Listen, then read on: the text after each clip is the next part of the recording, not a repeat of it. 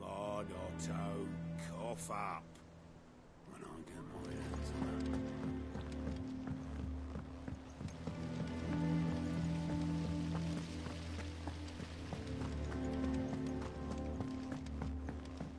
Shouldn't you be getting some rest?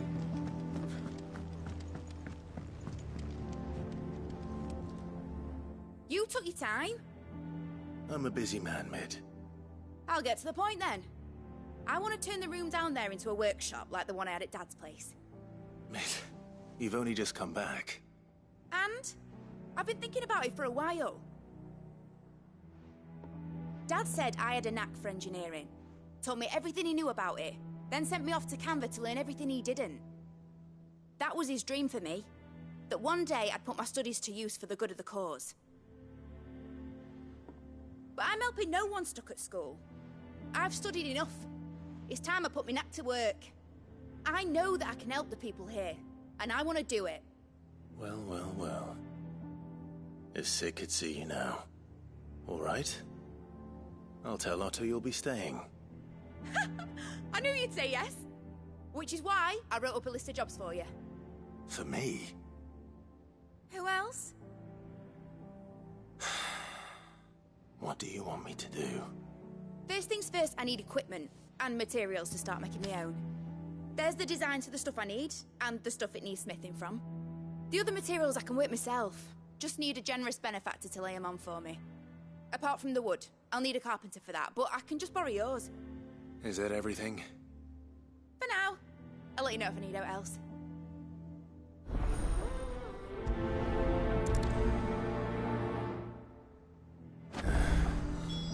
Where to start? Materials and tools. That means Karen and Blackthorn.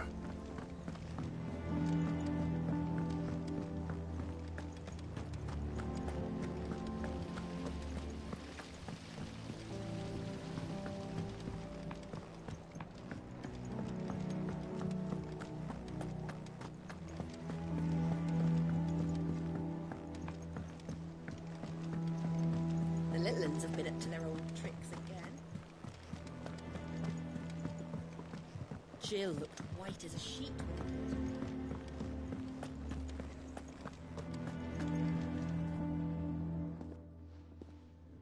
Was wondering where you'd got to. Mid's back from Canva. Have you seen her? Just now. She's planning to set up a workshop in the stores and ask me to buy her some materials. Here's the list.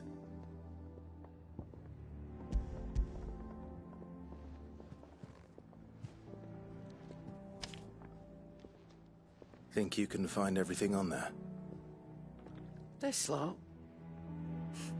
Wouldn't be much of a trader if I couldn't. Excellent. As for payment... It's paid. 100 times over by what that girl's done for us. If it weren't for her filters, we'd have naught to drink but blight water, and that would have drained the life out of us long ago. Indeed it would. I'll send the stuff on to Mid when it comes in. Thank you, Karen.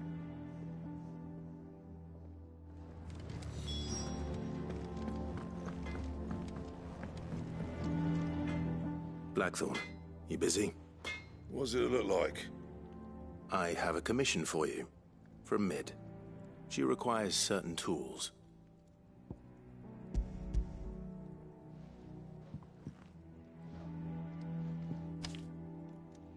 Do you think you can make them?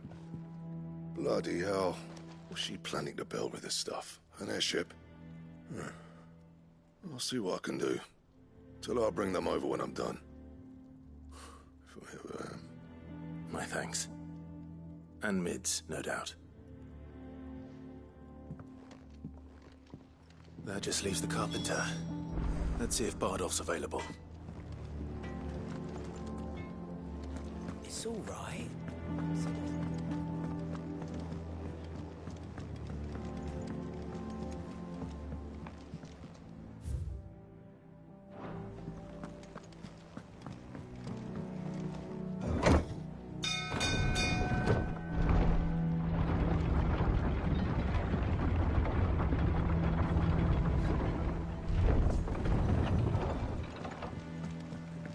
Good oil in this, could?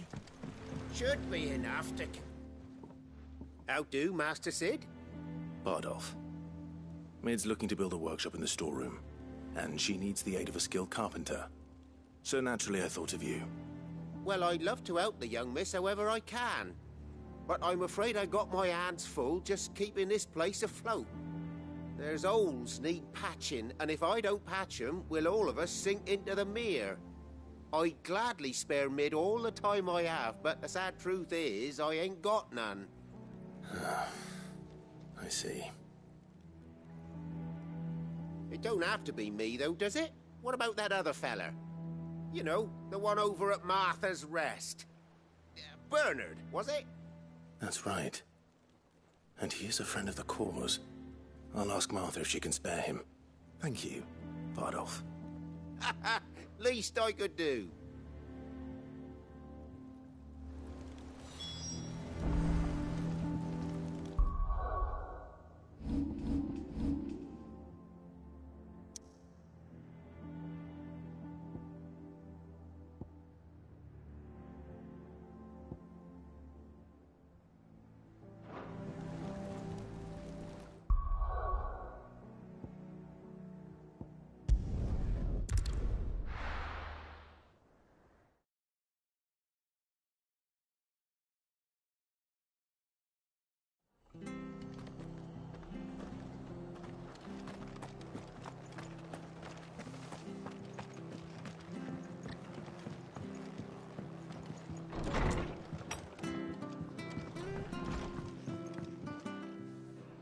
Ah, Clive, what brings you to the Rest? Our home finds itself in need of an extra carpenter. I wondered if I might be able to borrow Bernard for a short while. I don't mind if he don't. We're all friends here, aren't we? Thank you, Martha. Do you know where I might find him? He went up to Cressida on business. No idea what, mind. Place is a ruin. Far as I know, he's still there. I'll look for him there, then.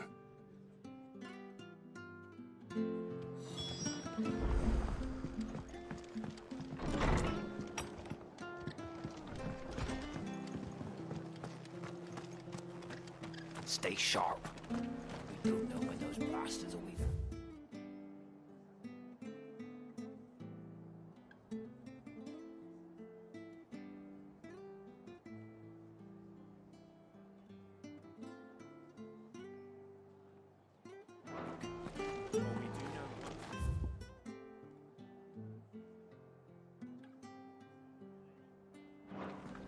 Getting a proper Rosarian.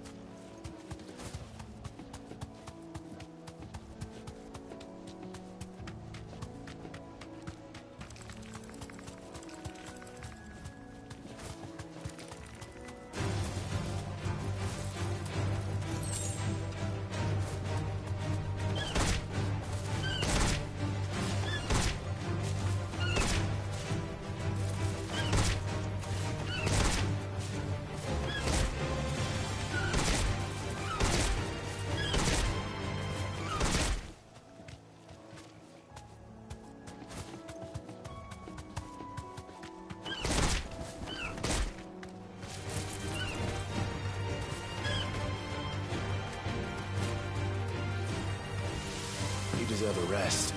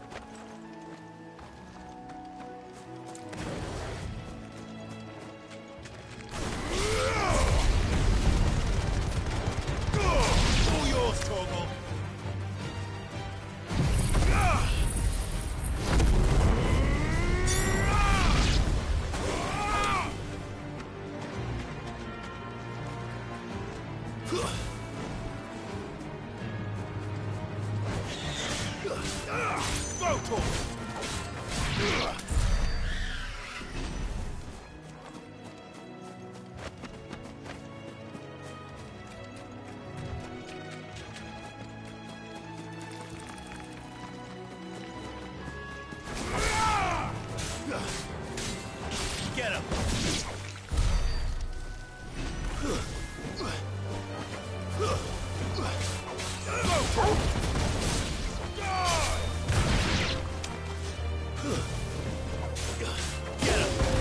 It's over.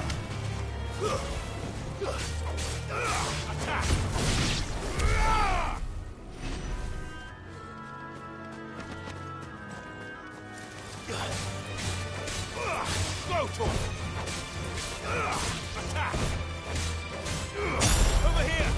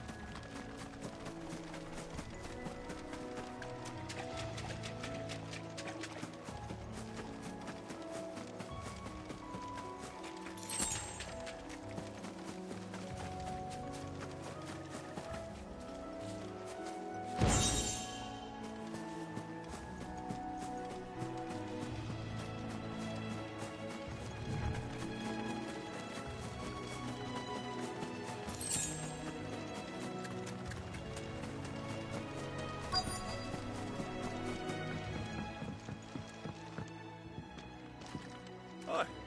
If it ain't the lad who saved my life. What brings you to a place like this? You do, Bernard. Martha said I might find you here. I have a proposition for you. Oh, do you now?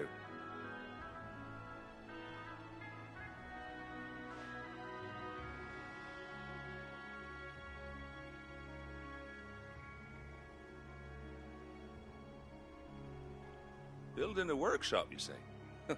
Well, that beats tacking boards to bridges, sure enough. And if Martha didn't mind me being gone a while, then neither do I.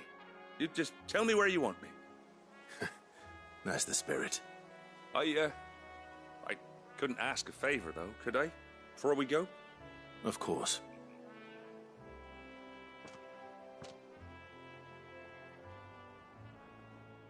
Well, that there is Cressida, where I grew up. Ain't much left of it now, though. Except my parents' graves. But I came up here hoping to visit. I even patched up the bridge to get across. Only to find the place crawling with fiends. But you're a dab hand when it comes to dealing with beasts and bogles, ain't you? Any chance you could, It's the least I can do. Well, thank you kindly. And take care.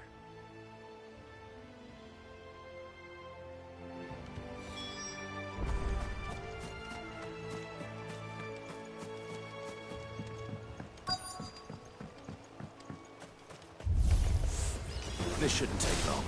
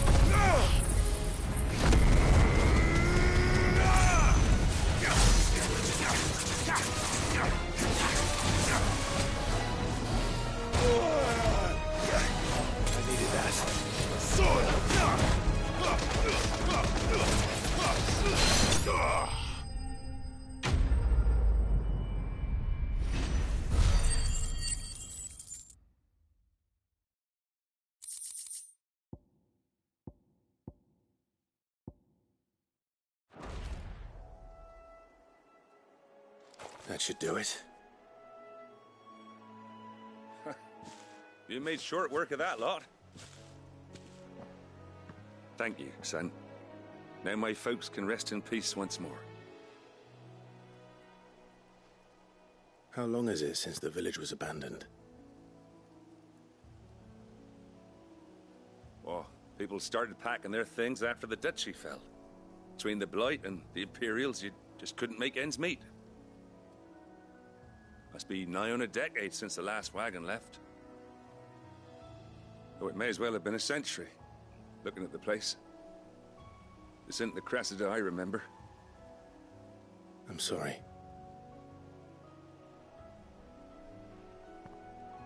Ah, don't be. Can't live in the past, no matter how nice it might have been. Soon as I'm done saying a prayer for those that raised me, It's onto your hideaway. I'll meet you there.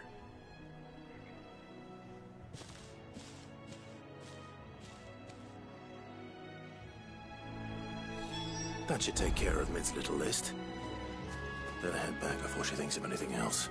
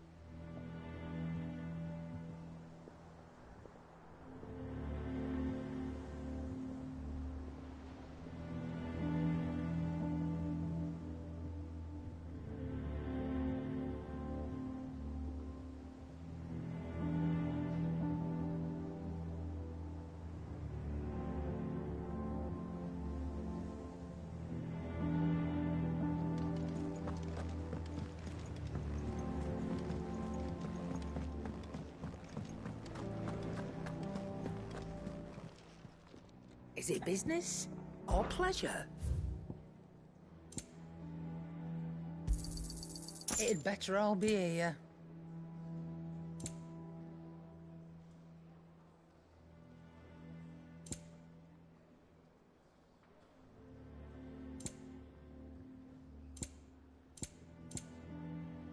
Come again.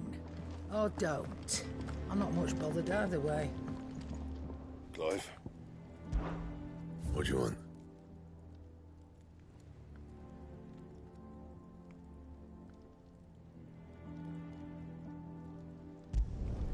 No scratches, all right?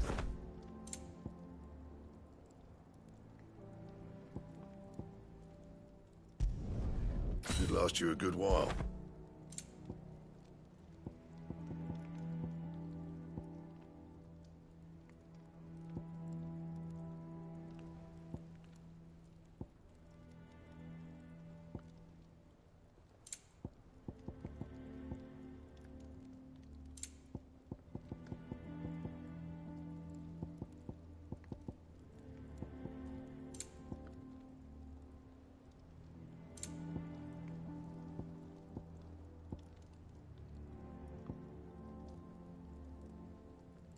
Bring me the materials, and I'll think about it. Back, are ya?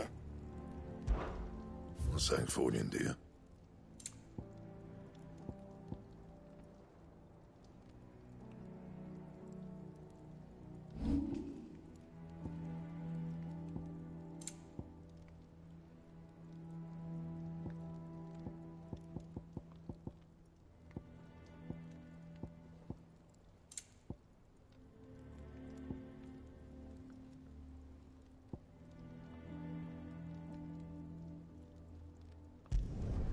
You can thank me later.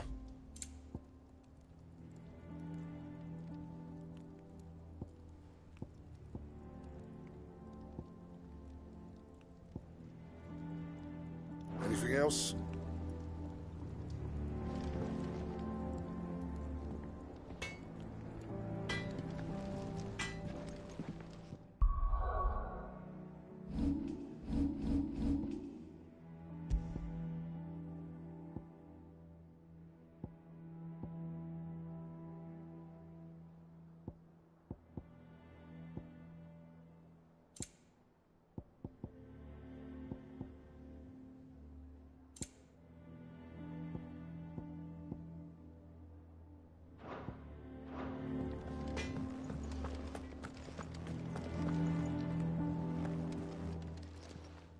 And what can I do for you? Coin purse weighing you down?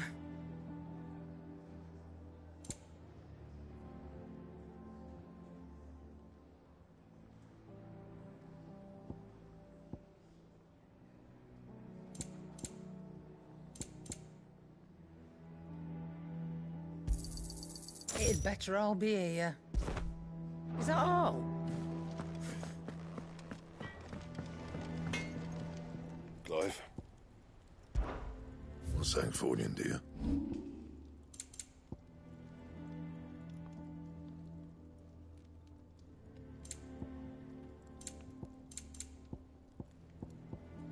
Anything else?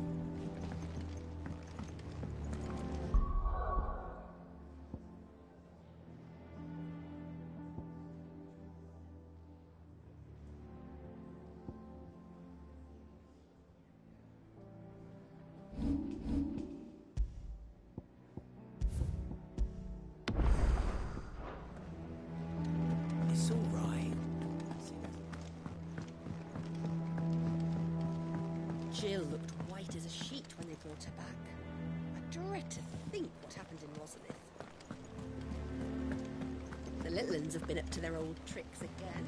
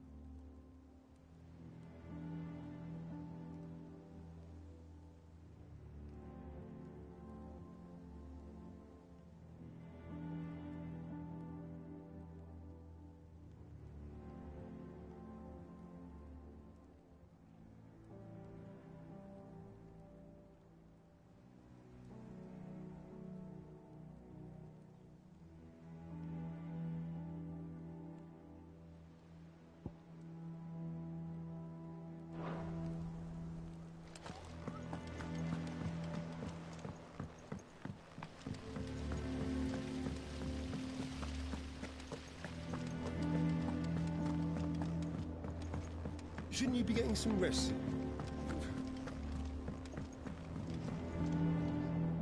All right, Clive. You've all done then? I am. I've placed your various orders, and a carpenter by the name of Bernard is on his way from Martha's Rest. That's brilliant. Thanks, Clive.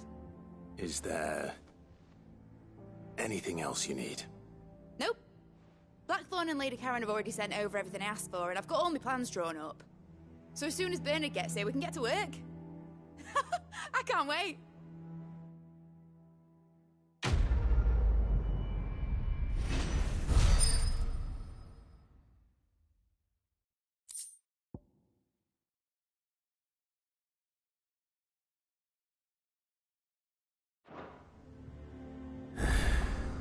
That's my good deed for the day done. Let's see how Jill's faring.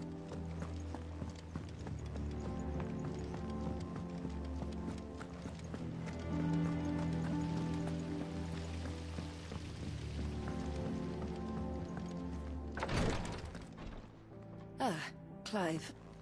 Talia, how's Jill? Recovering, but she still needs her rest. Of course. Take good care of her, won't you? I'll do my best. Oh, Gav was looking for you. He said he had something to show you in the shelves. The shelves? Oh, that's right. He went to ask Harpocrates about Torgor. He must have found something.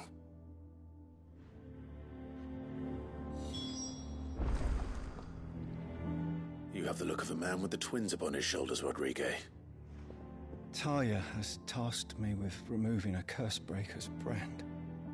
But it's my first time, and I don't think I can do it. I'm afraid of what happens if I fail. You survived, I know, but there are as many die as recover. Is it really worth the risk? You don't need me to answer that. You know full well what we're fighting for. I hope as much as you that one day bearers can walk among others as equals. But until that day, a brand is a burden, and we must lift that burden in order to go undetected. The operation may be dangerous, but it's also essential, and we undergo it willingly. I know. I still wish there was some other way.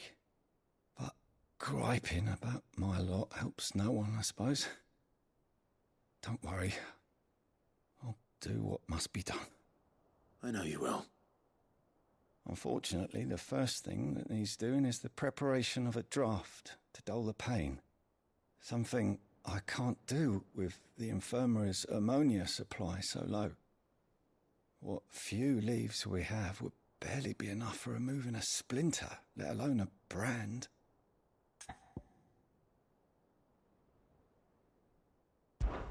Just tell me what you need. You'll go? Oh, thank you. No one knows Herblore like Talia, and she swears by ammonia for easing pain. It's simple enough to find, if you know where to look. And fortunately for you, I do. Along the river near the village of Amber over in Rosaria. Just search for the bright blue blossoms.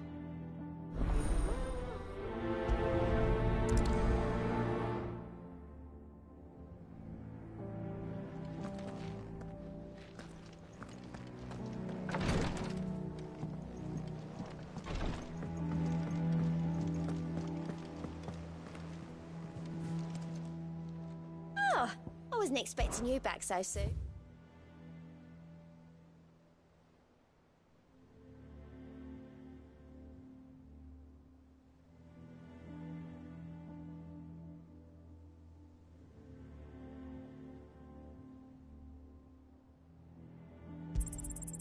All yours.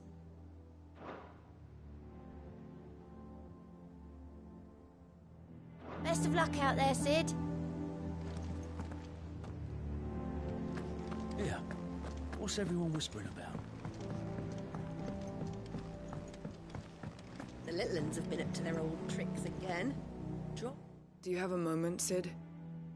A team of Cursebreakers has gone missing near Northreach. Which team? Coles. They were sent to liberate a carriage of bearers before they could be smuggled to market. They were moving in for their assault when the carriage was attacked by goblins. A Cursebreaker managed to release a Stolas amid the confusion, but... this was days ago. They should be back by now, but I've heard nothing from any of them. I can't help but worry that... They know the work is dangerous. But I'm sure they're fine. But what if I've got them all killed? Before they go out, I always remind them why we're doing this, what they escaped, and what we're freeing people from. But I never really thought how my words might affect them. What risks they might take because of the things I've said. I'll go and find them. We'll both rest easier knowing they're safe. Thank you, Sid. And I'm sorry to trouble you with this.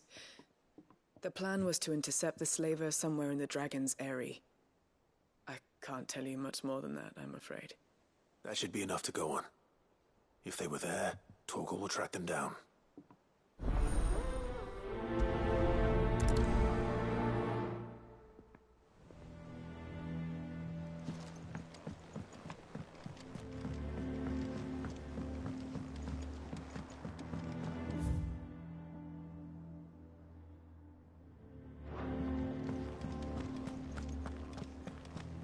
It's all right. See, there's nothing.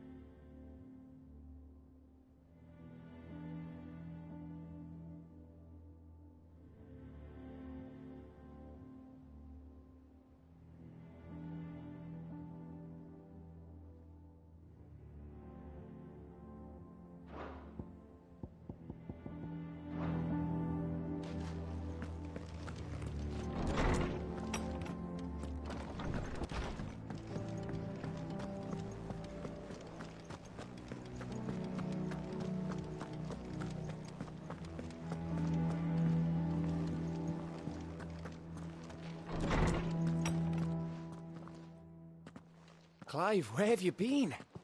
I've been wanting to ask you something about Torgal. Where did you get him, like, in the first place?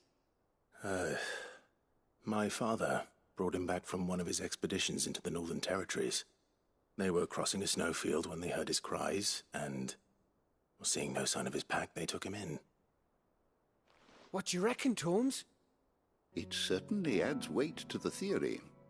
Clive, I believe that Torgal may be no mere hound, but a rare frostwolf, an animal native to the far northern reaches of Valisthea.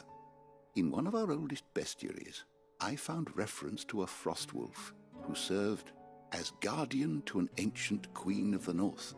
Such was his mastery over ether, he could cast magics on command. His name was Fenrir. Fenrir the Frostwolf. Now, the annals do not state it explicitly, but I have reason to believe this queen was a dominant of Shiva, a girl from the Northern Territories and her faithful hound. One awakens as the dominant of Shiva, and the other... You're saying that Jill granted Torgal his powers? What? Just like Fenrir.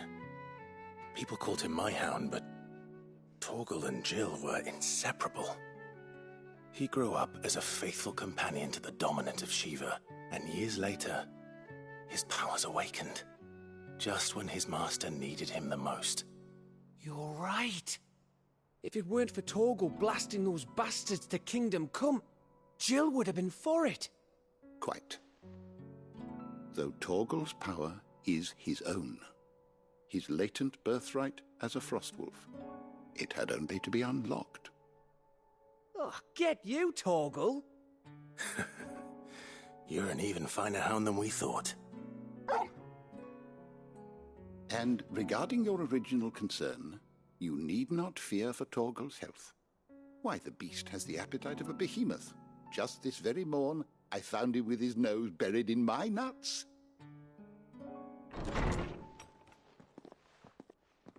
There you are! I've been looking everywhere for you. Bernard's here. I need you to introduce us so we can get to work. I shan't be a moment.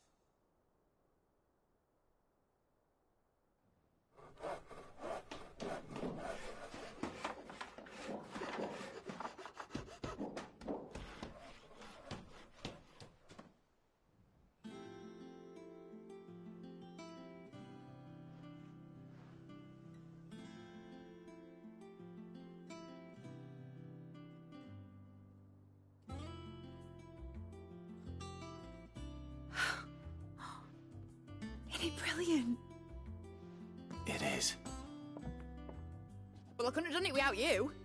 You and everyone else. But I promise I'll pay you back. I'm gonna work my fingers to the bone for you lot. Starting right now. Just you wait. I'll make wonders like this world's never seen. Then I look forward to seeing them.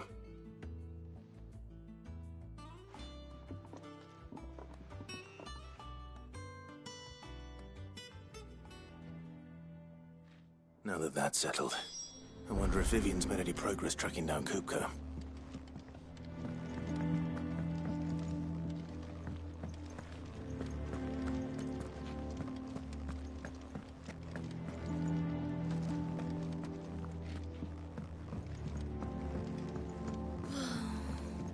I wish Miss...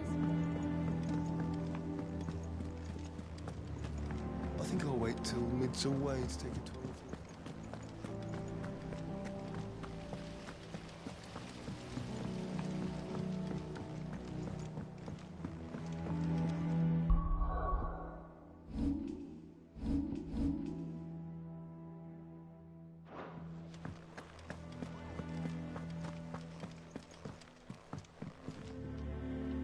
How goes the hunt for Kupka?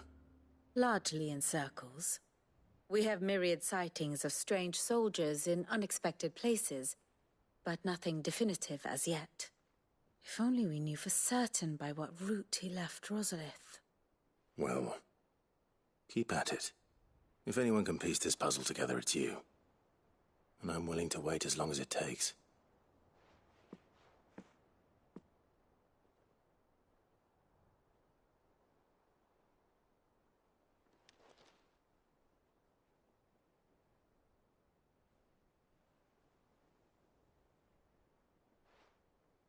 What?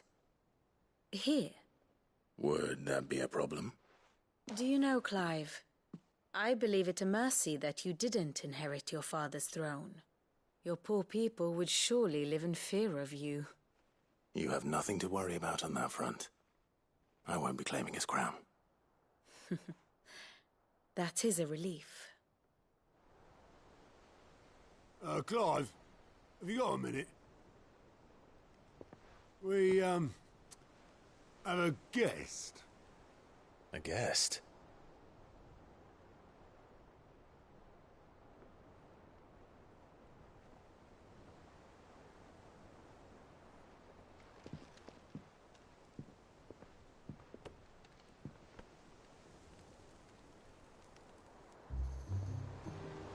For your trouble.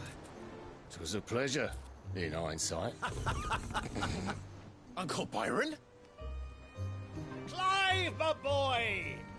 Tap a cask and stoke the ovens, for your favourite uncle is here!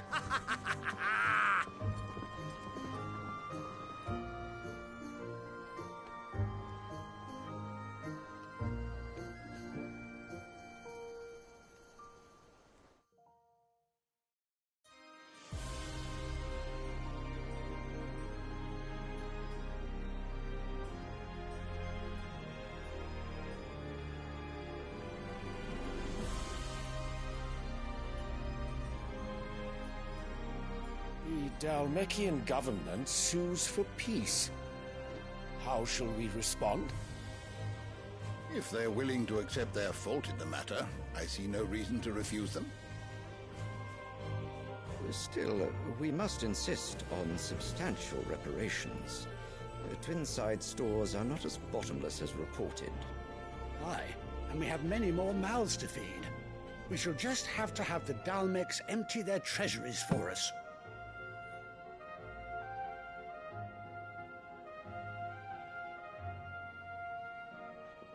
Of course, none of this would have been possible without your timely intervention, Prince Olivier. Indeed, I doubt any of us would have had the courage to trade words with the mighty Titan, nor less the wit to win him over. The Empire owes you a great debt. May the blessing of the crystals go with you, Your Highness. May the blessing of the crystals go with you. Very good.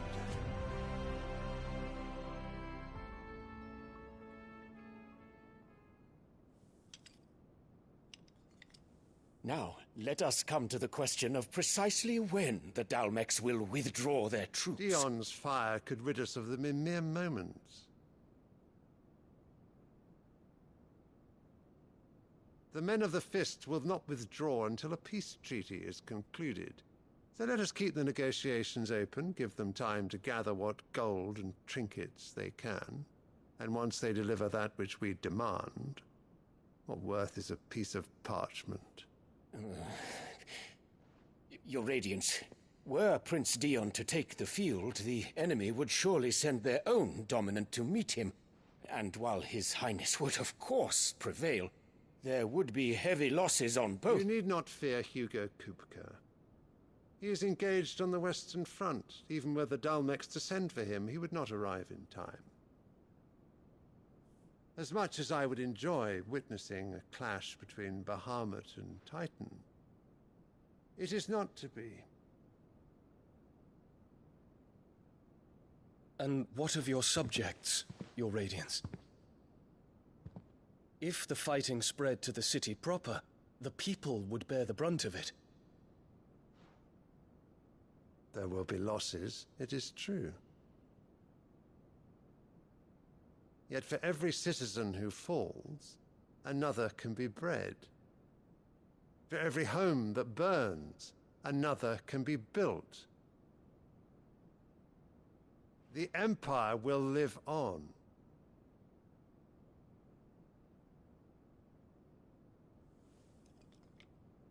Dion? Yes, sire.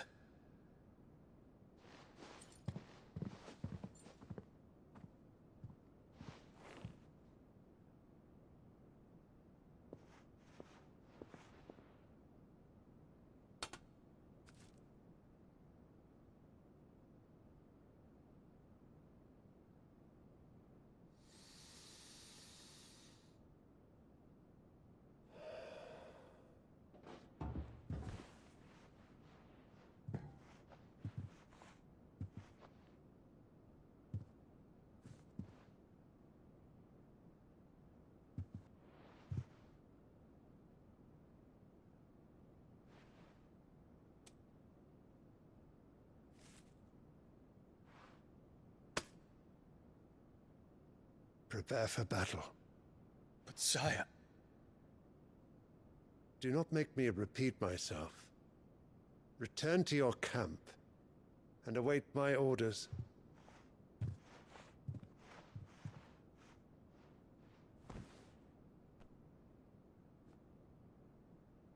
If that is your wish, Your Radiance, I shall depart at once.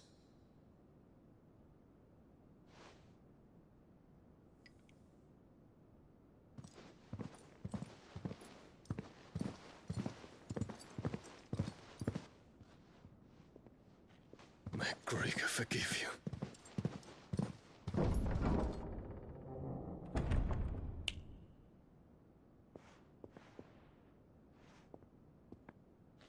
What do the astrologers augur? The stars are in agreement, Your Radiance. The shadow of treachery hangs over Prince Dion.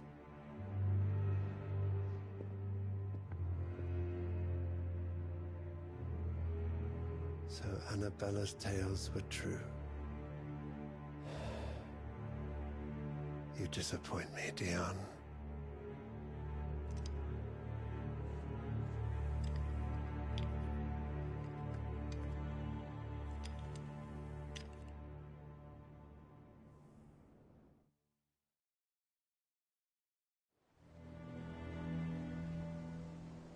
What on earth is Uncle Byron doing here? Only one way to find out.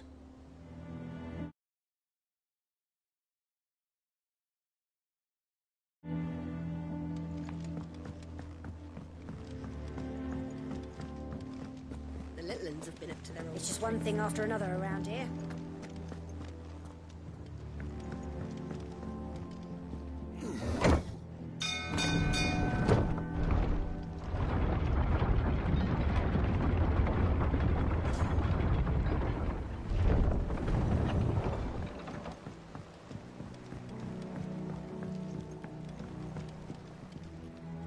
Ah, my dear nephew. How I've missed you.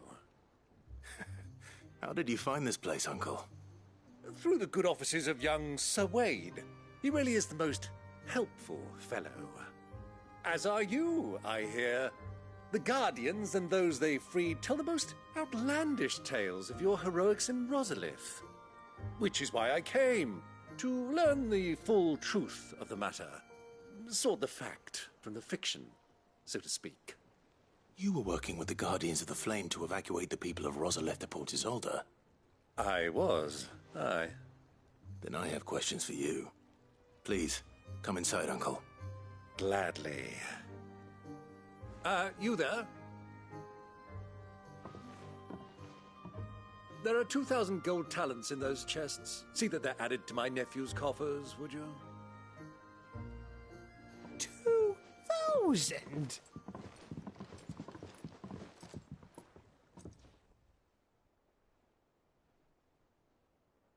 And I'm afraid that is all I know. A fleet sailing south past Port Isolde.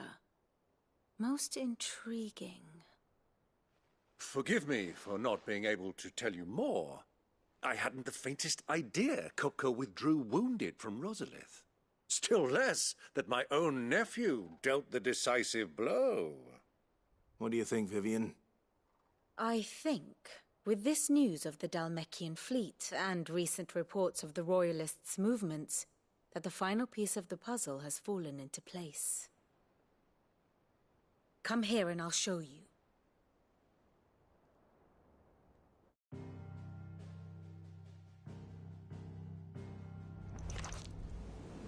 It is known that Kupka's forces entered Rosaria via its unguarded coast. So can the same be said of your visitors from Waloed? Certainly her Royal Navy is famed for the efficiency with which it bears her knights from one battlefield to the next. And in the Einherjar, or Black Galleon, she boasts a vessel nigh as swift and every bit as feared as the kingdom's legendary cavalry. A fitting flagship for a land apart, her naval presence being crucial to her ambitions beyond Ash. Yes, it seems safe to assume that the Royalists did indeed enter Rosaria from the sea. So then, had you a vested interest in Titan's survival, whither would you take him? Why, home to Drake's Fang, a place rich enough in ether to conjure the magics needed to mend his hurts. But would that not entail an arduous voyage around the southern cape? Let us say that the Royalists did put ashore with a mind to spirit Kupka away from under your very nose. Could that truly have been their plan for him? To load him aboard one of the ships flying Republican colors sighted off the coast near Port Isolde. To spend weeks at sea, being tossed hither and yon by unforgiving waves, his life hanging in the balance. No. The journey would mean Titan's death, and Kupka's faithful creatures would not allow it. So what then was the plan of our Waluda friends? Reports suggest they made not for the coast, but for the desert. And by cutting through the Velcroy, a party traveling light would have Titan back in his bed days before a galley could lurch into port. To wit, it was the Royalists' not the Republicans who effected Hugo Kupka's safe retreat. I would stake your life on it.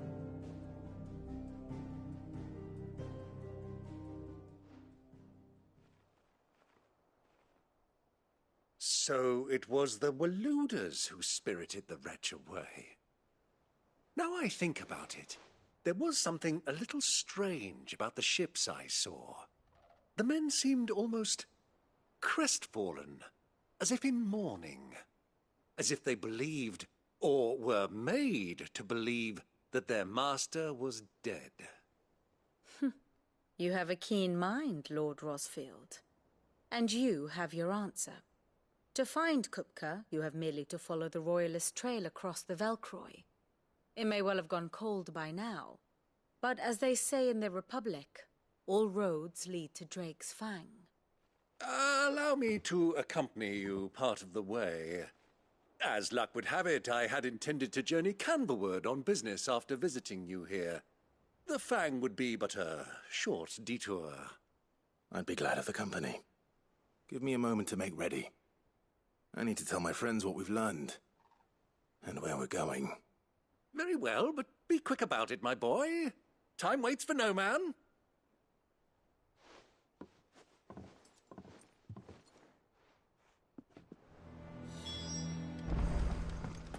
Mid's finished outfitting her little workshop, I hear. With a little help from Sid, of course. Of course. Our new leader... Otto, Kupka's at Drake's Fang. I'll be leaving before sunset. You're not going in there alone, are you? Don't worry. I'm not going there to destroy the Mother Crystal. All I'm after is Kupka's head. I won't risk any more than I have to. I promise. The Lanza and the Fang are all Kupka's personal fiefdom. You have any trouble on the way, you ask for Rosina Dalamil. Some call her the Desert Hare. Who is she? An old associate of Sid's, and only Sid's. All I know is the name, and that they used to meet at the Dalamil Inn. We've heard nothing from her since he died. But I'm thinking maybe the new Sid might be able to bring her back into the fold. Thanks. I'll keep that in mind. So, what about your uncle? I mean, he's welcome to stay, but...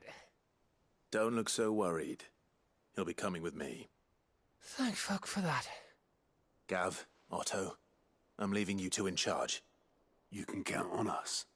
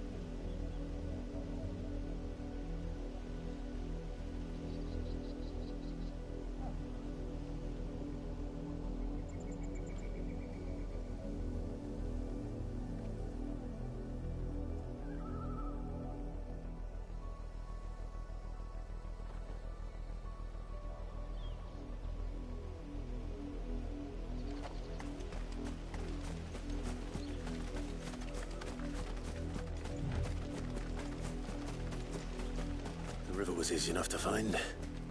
Now for those herbs.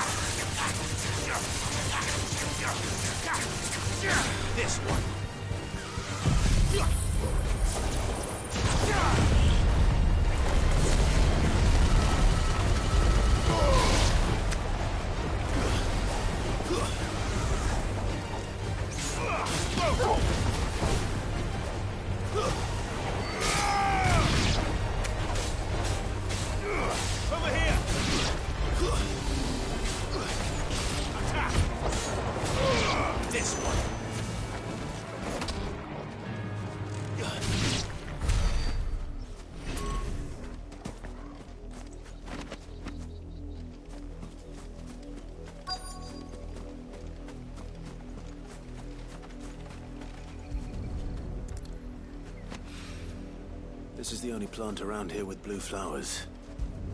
I hope it's the right one.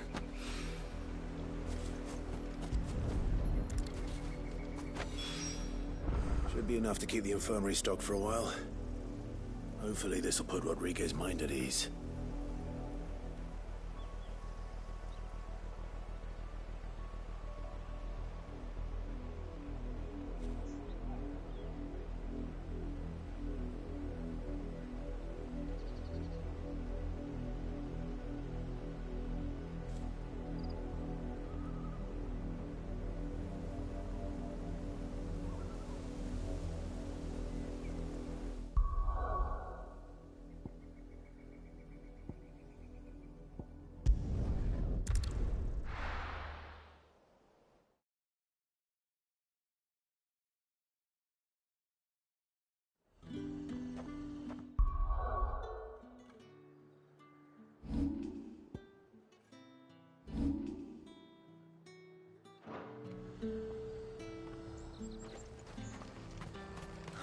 Slavers don't even bother.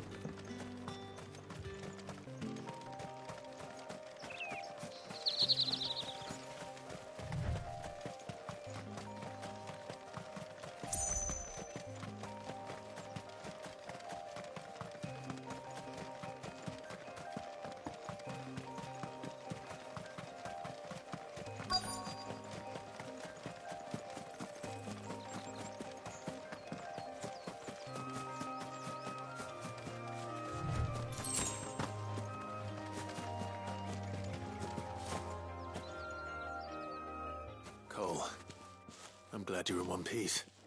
Just about. Sid, if you don't mind me asking, what are you doing here? Doris sent me to find you. She hasn't heard anything since the attack. She's been worried about you. I sent a runner to the Dame in Northreach. The hideaway should have learned of our survival yesterday. Well, I'm here now. And it looks like you freed the bearers. Only some. The rest locked themselves in the slavers' carriage rather than fleeing when they had the chance. I want to help them, Sid. But we're barely in any state to protect those few we did save. You made the right decision. Now where's the carriage? The goblins may still be out there. You have duties to attend to here. See to the injured. I'll handle the rest. All right. Just follow the path to the south. You'll come across the carriage soon enough. And please, hurry. If the beastmen get to those bearers, the poor souls will be eaten alive. I won't let that happen. Thank you. And Sid, it's good to see you. Don't thank me just yet.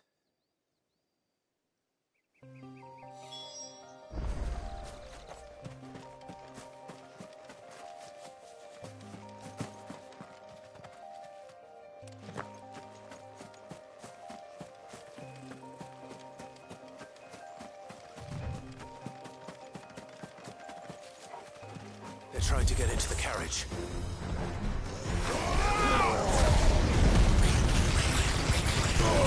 Ogle, kill!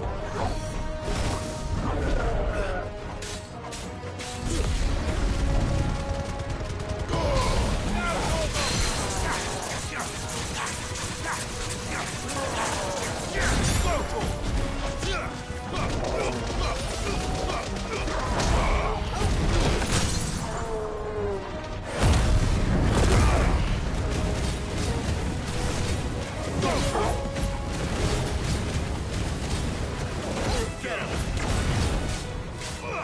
Sick! Down, Torgal! Go,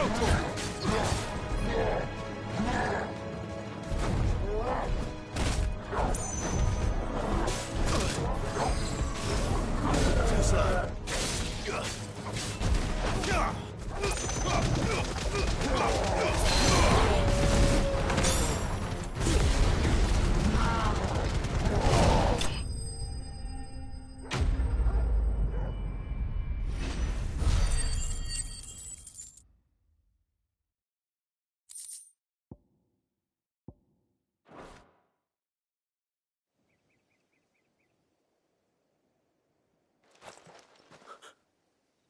Who are you?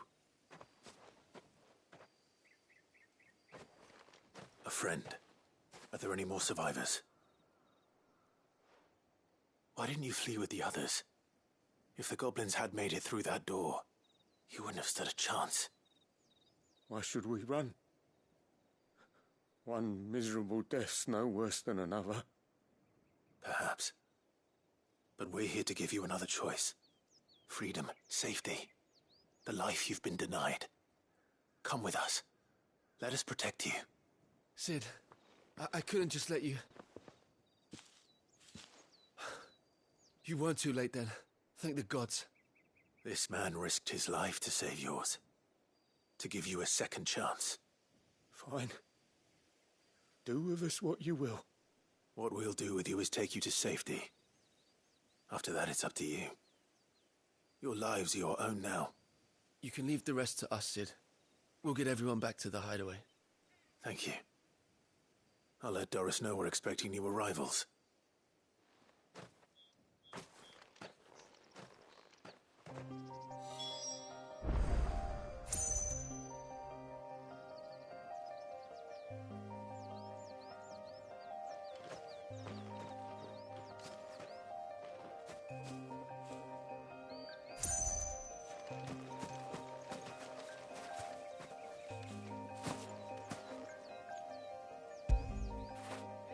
You were right, boy.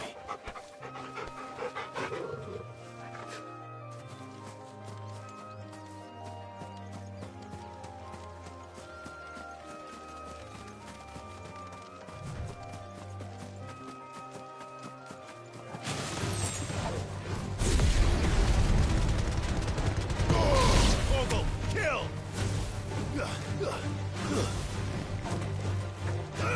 Sick him!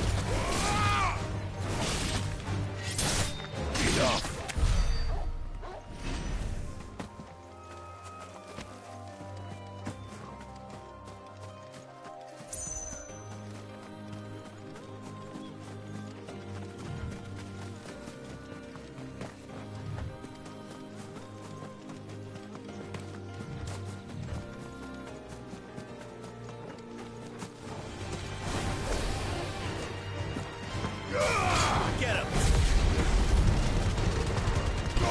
Now, Torgal!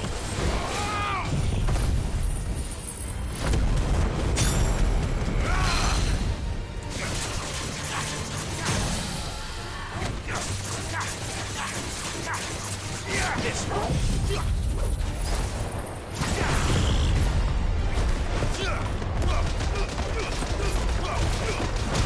yours, Torgal!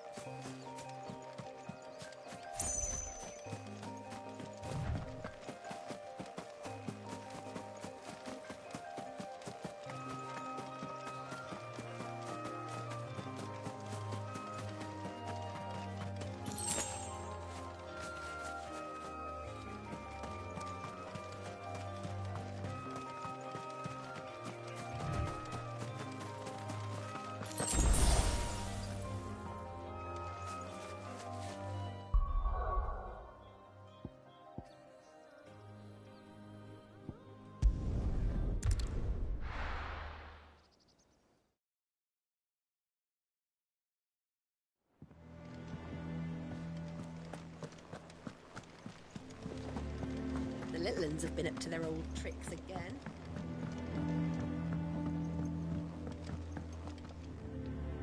Sid, welcome back. A Stolas from the Dame arrived not long after you left. If I'd just waited a little longer, I might have been able to deal with things myself. Or maybe I wouldn't. I keep making the wrong decisions. Cole and the others got home safely.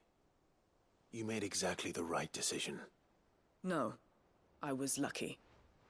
I've been tracking that slaver for months, and then I sent Cole and you after them woefully unprepared. What kind of leader sends people into danger without considering all the risks? I should have urged greater caution, told Cole to be wary, to pull back at the first sign of trouble. We swore the same oath as you, Doris. It's good to see you safe and well, Cole. I'm sorry. With all due respect, we Cursebreakers don't risk our lives because you commanded of us.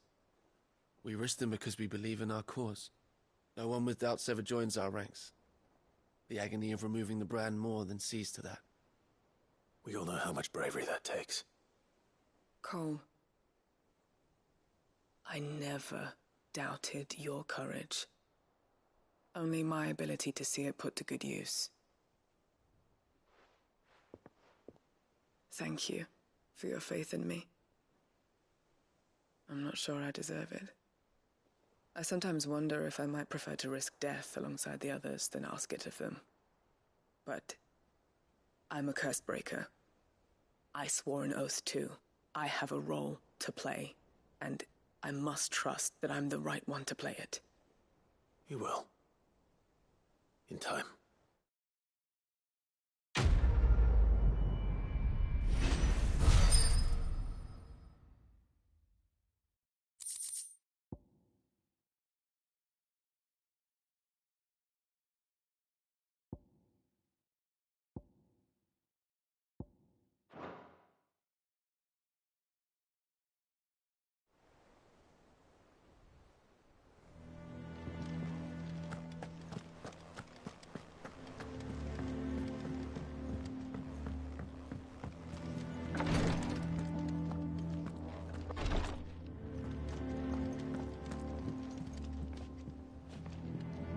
I'm fine, Clive, really. I just need some rest.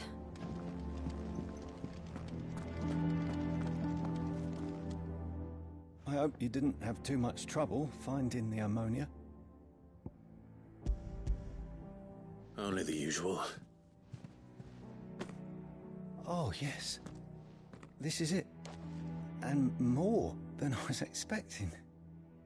I dare say the patient won't feel a thing. That is, unless I... You'll do fine. Tyre trusts you, which means I trust you. The hideaway would be lost without skilled physicers like yourself. Thank you for the kind words. Truly. But... I'm sorry. I'm still terrified. The brand is more than just ink on flesh. It's a death sentence.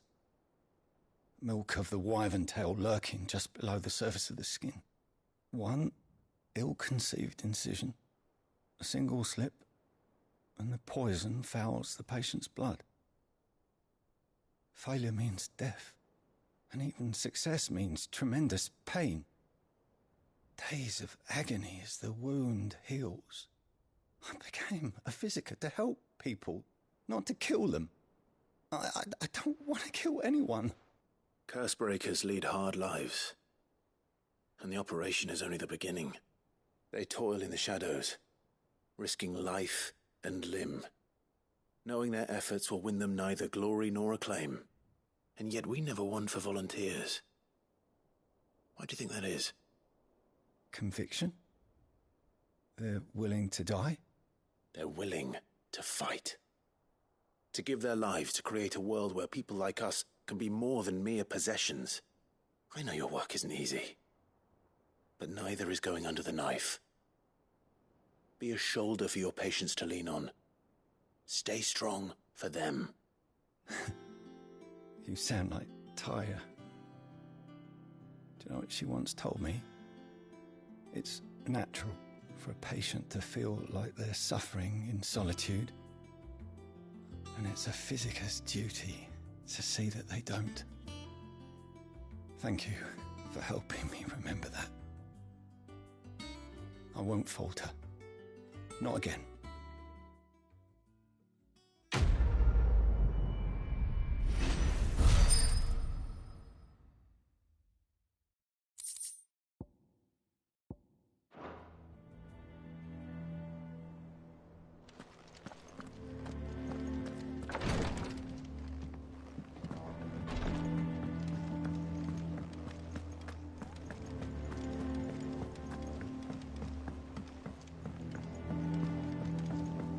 The little uns have been up to their old tricks again. Who's this blue blood? What do you reckon Mid's going to make next? Well, don't just stand there gawping. Going purse weighing you down.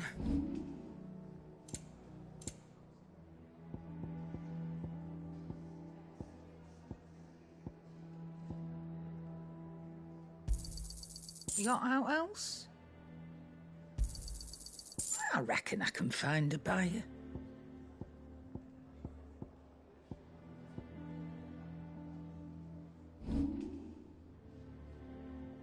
Finished, are you?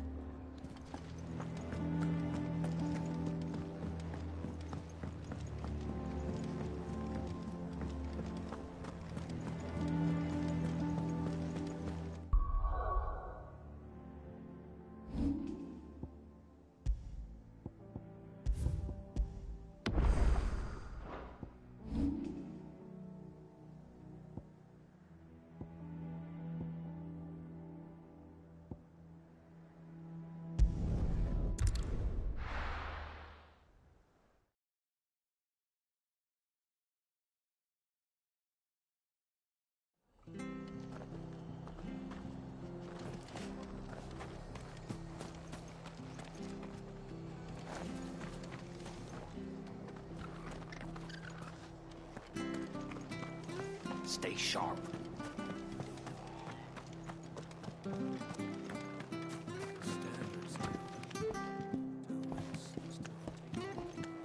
We'll have to see to the stores.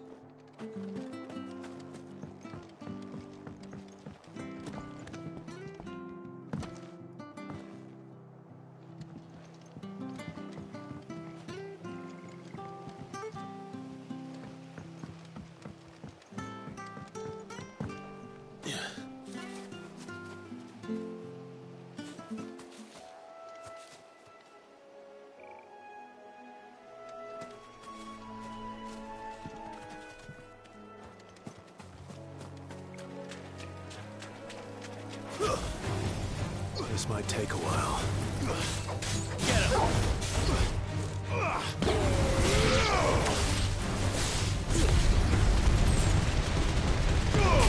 Now, Torgal!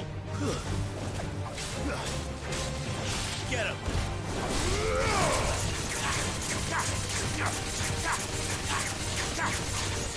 Sick him!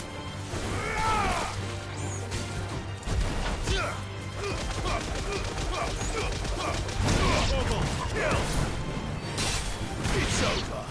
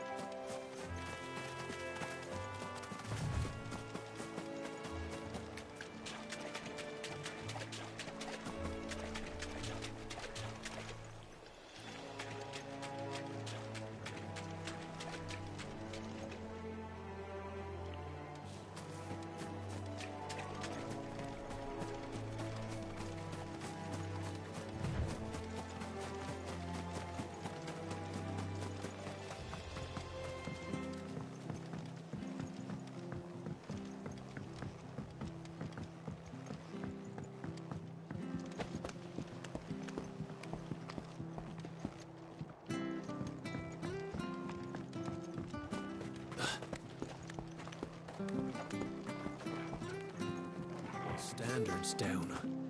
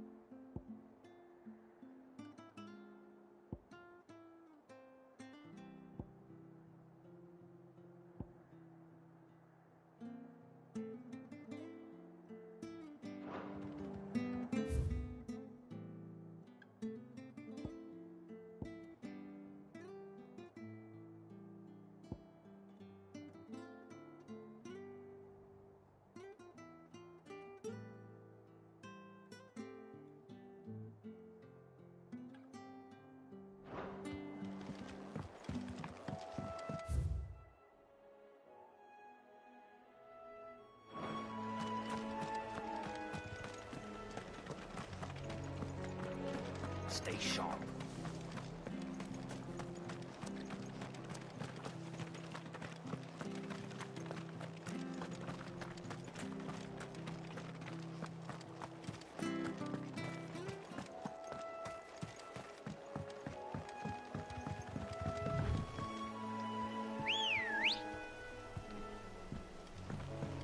Come on.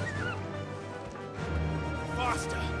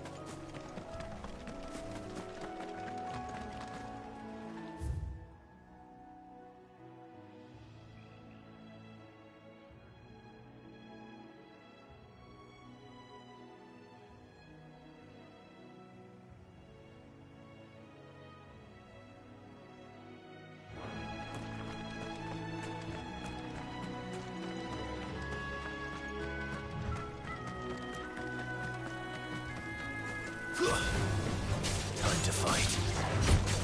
This one. Over here! Go, Torgal!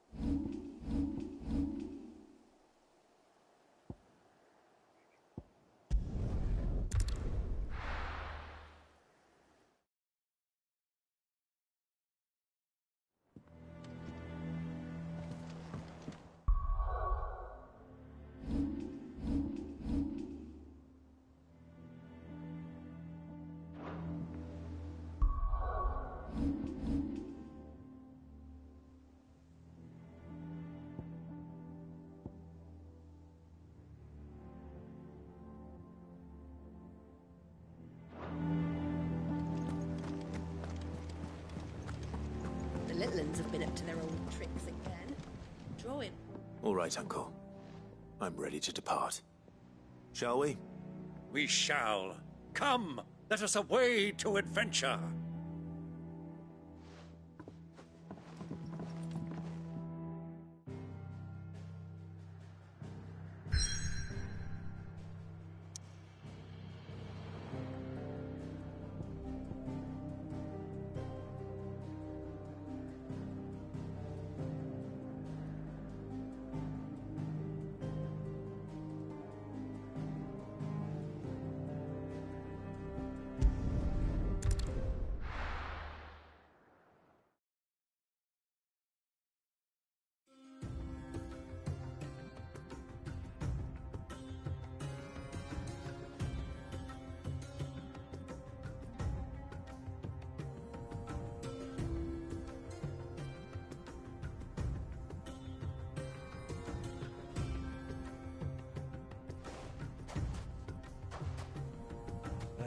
I was a young man when last I walked this path.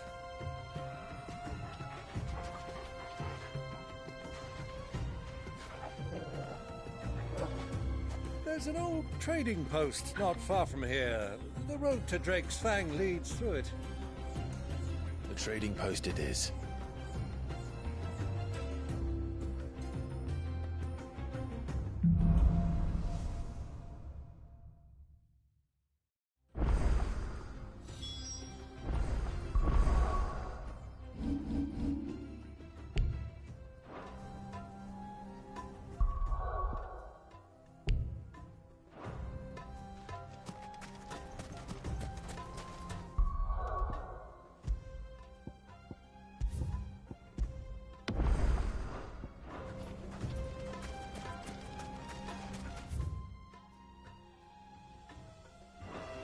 Our destination lies over that dune, beyond the ruins. Mark 'em well, Clive. It's all too easy to lose one's bearings in the sands.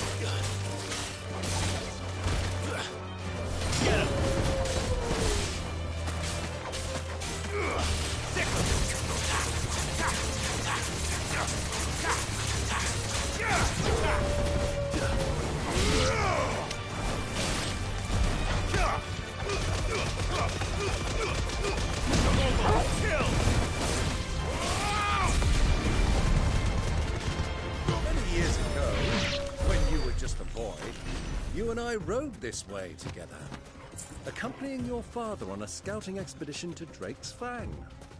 He let me come with you. I'm not surprised you don't remember. It was just before Joshua was born. You were so eager to be there when your brother arrived that you whipped your chocobo too hard on the journey home and fell from the saddle. I shall never forget how Elwyn fussed over you as you sat in the sand, bawling like a babe.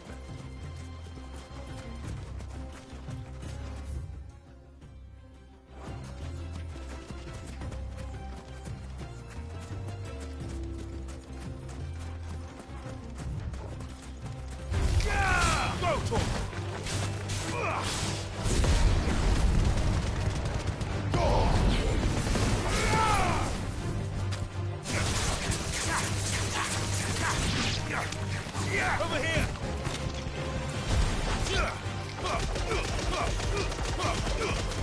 Now, Torgo! This one. Arise! Die! It's over!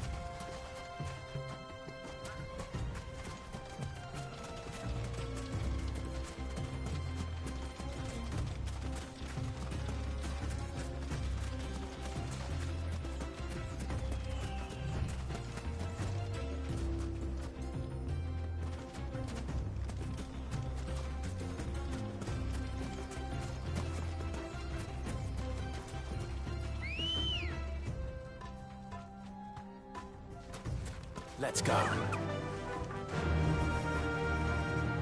Faster!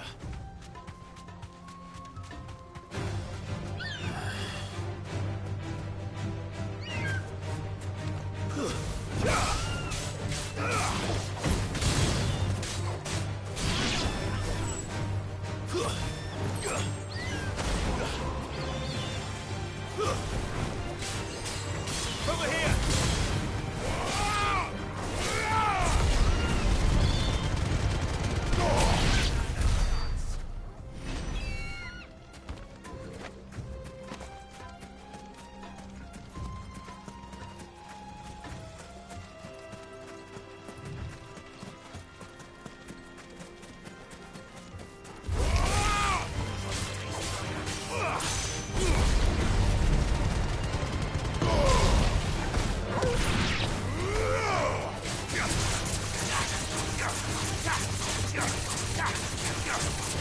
Over here!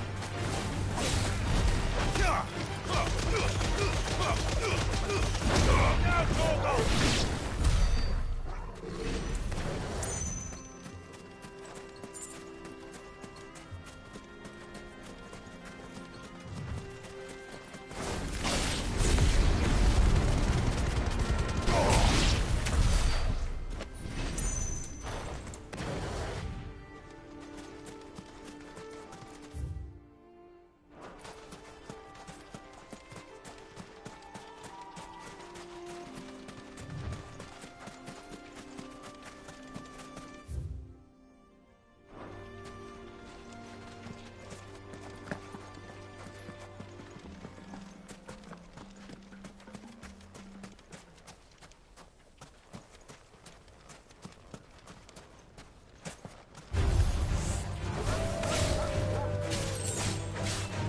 Go, Torgo! Torgo, kill! Get him!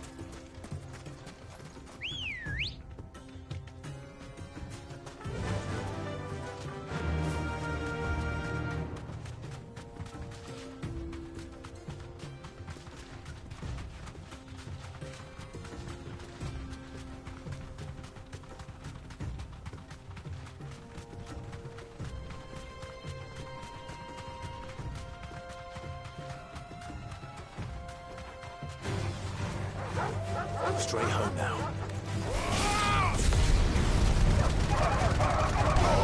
Now, Torgal! Over here!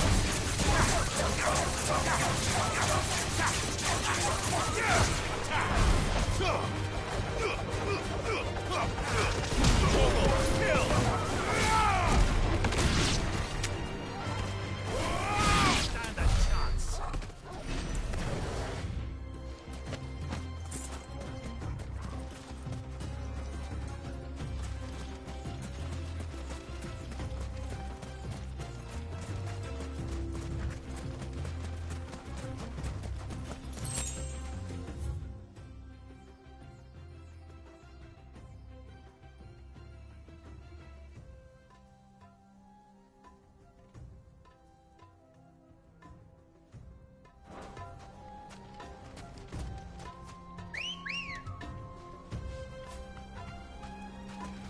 Ready, go? Yeah!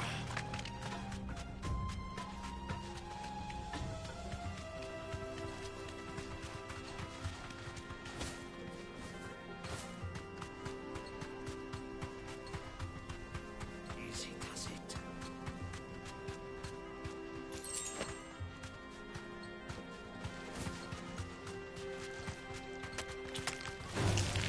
All right.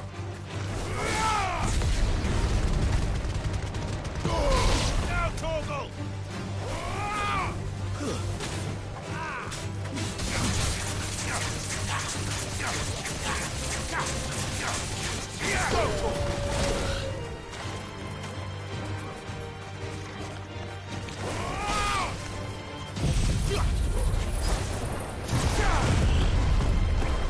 Silence!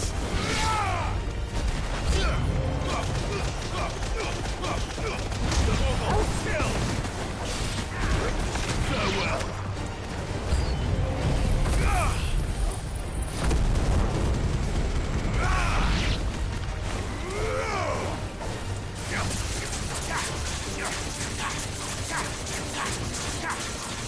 Get him! Farewell!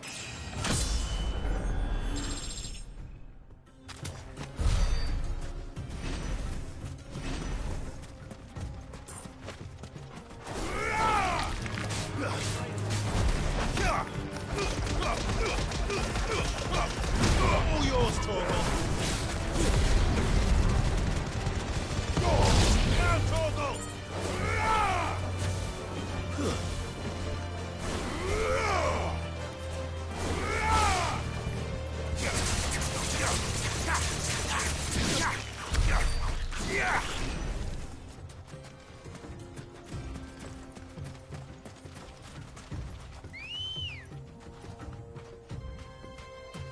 Come on.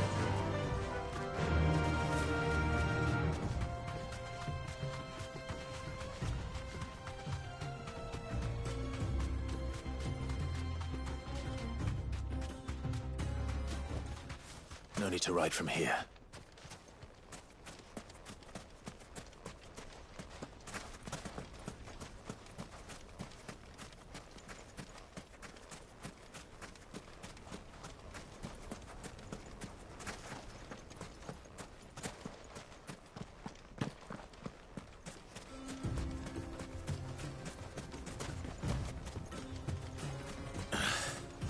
I can't see a thing. Come, Clive! Let us turn back before we lose our way!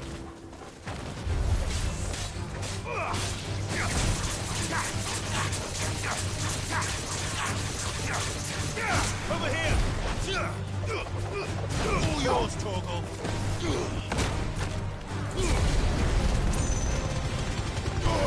Now, Torgal! Go, Torgal!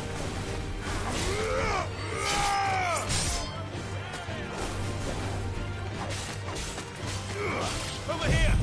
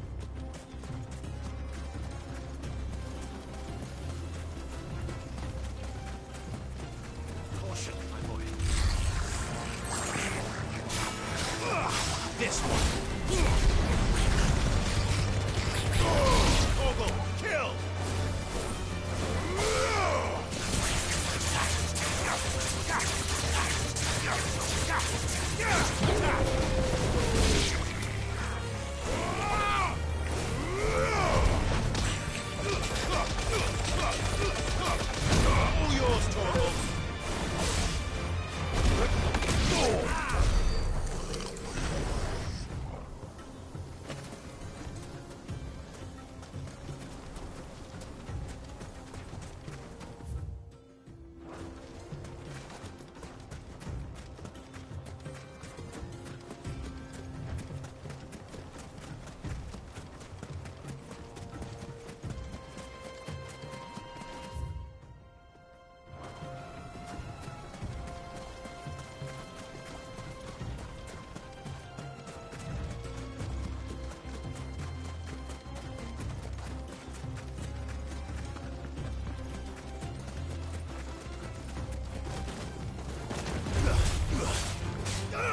Go, Torgal.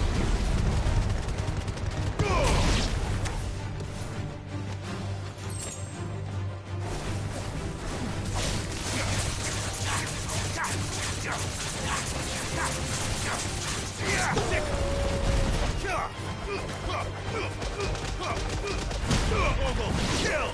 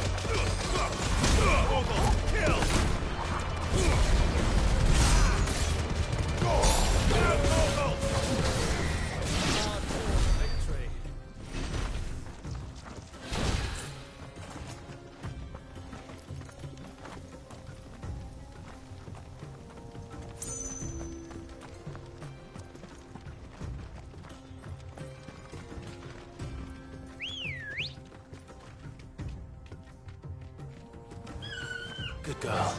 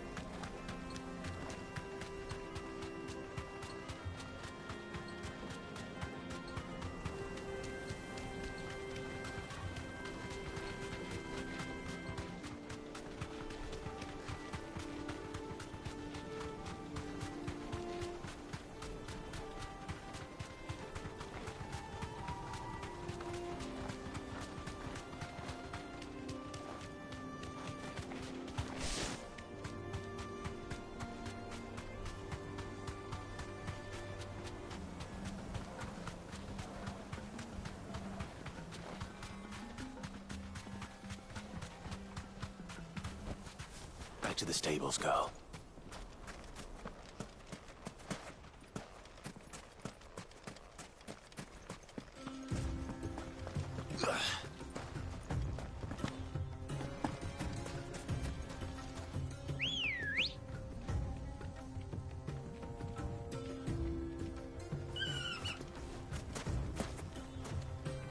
Come on. Run like the wind.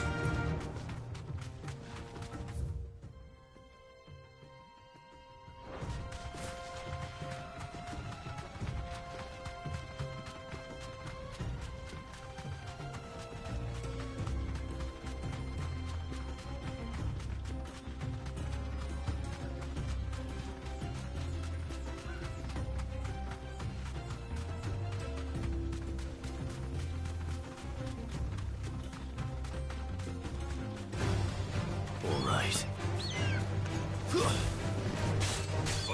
Go, Torgal!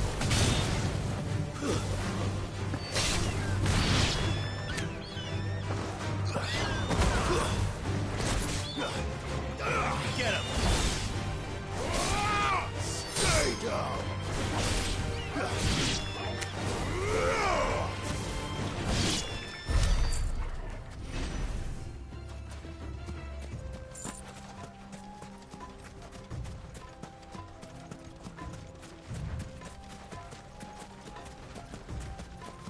Who do you think those soldiers were?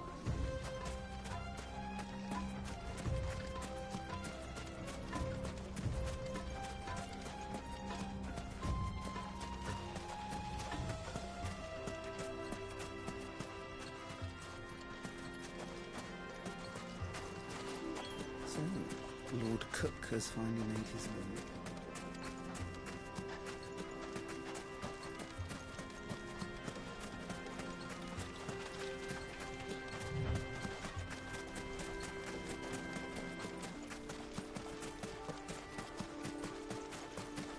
Ah, there she is. The good old Dalamil Inn. Do you know, this heat has given me quite a thirst. Quick drink before we press on?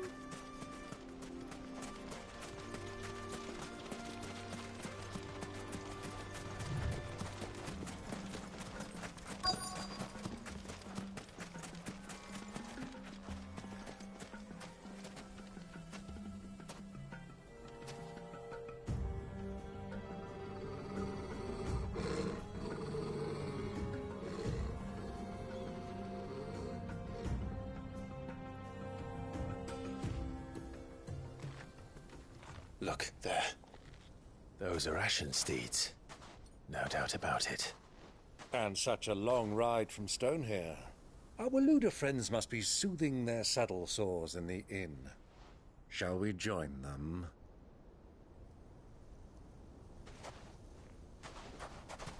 Run along and play now, Torgal. Dogs aren't allowed inside.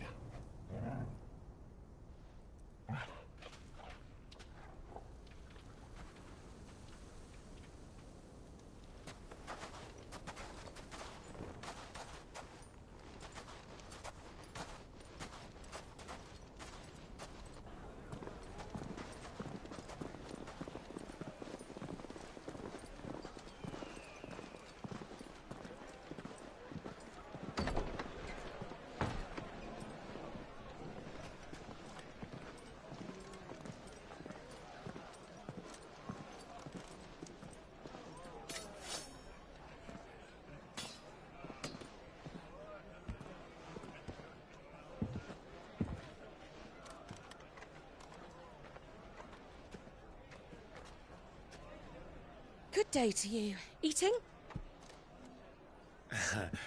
Sorry about my pal. He only talks when his mouth's full. What do you recommend? Well, if you're after something light, we do a fine chocobo soup with lentils and honey. 2 bowls of that, then. An ale. Right you are. Hey, girl! Coming! Your pal? Would you rather be my squire?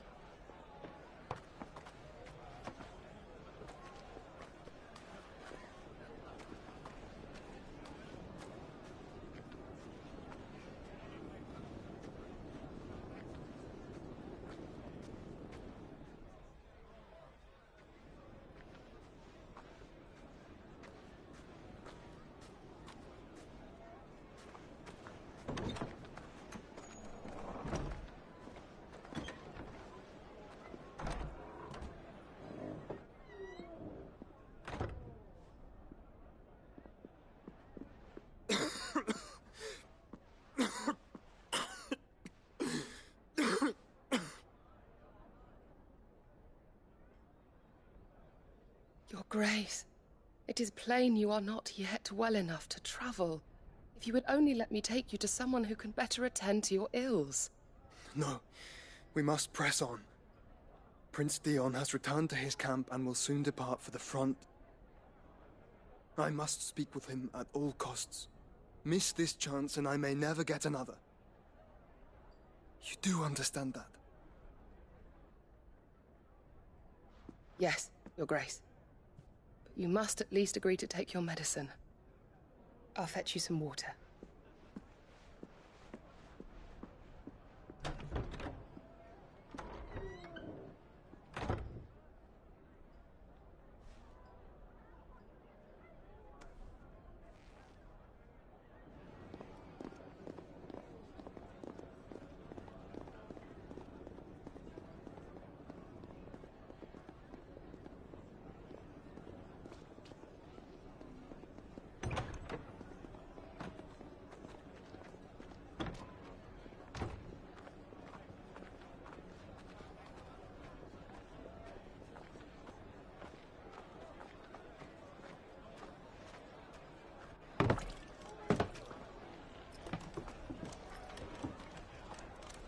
Keep watch, they tell us.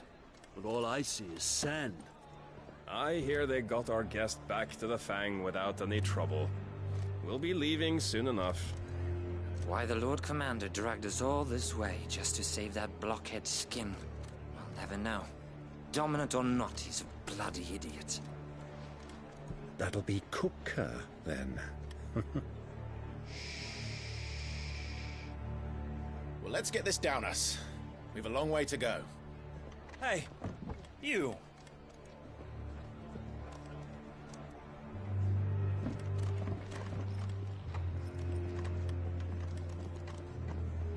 Uncle? Sorry.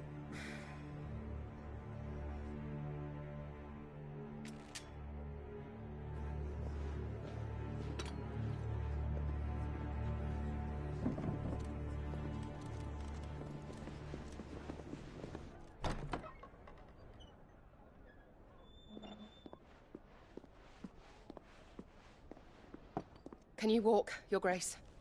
What's wrong? I fear trouble may be brewing downstairs.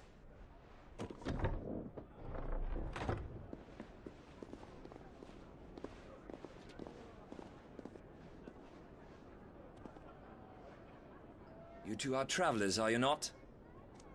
Me and my companions are strangers here.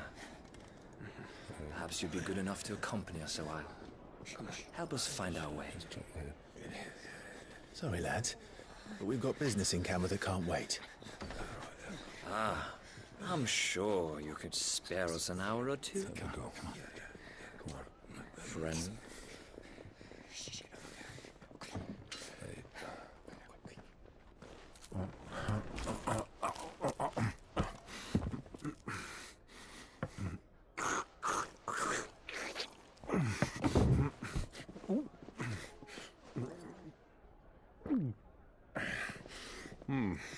I'm afraid we don't have a moment to lose.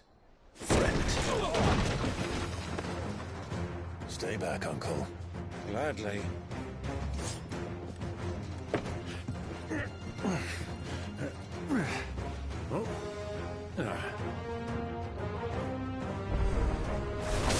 The outlaw! Take it! Try it.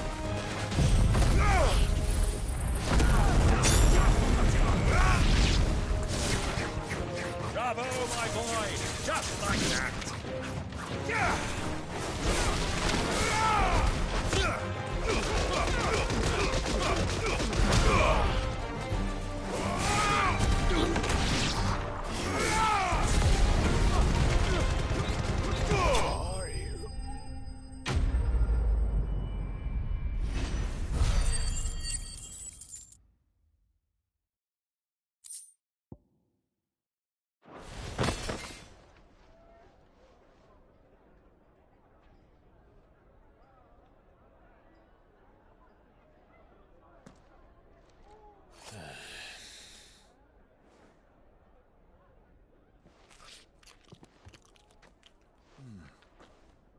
For your trouble.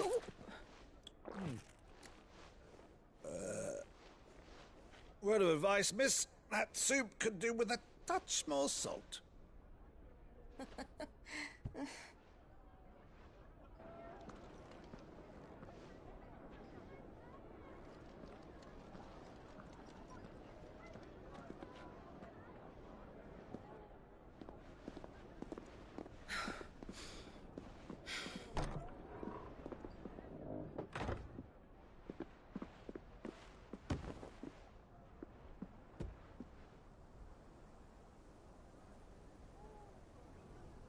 Now's our chance.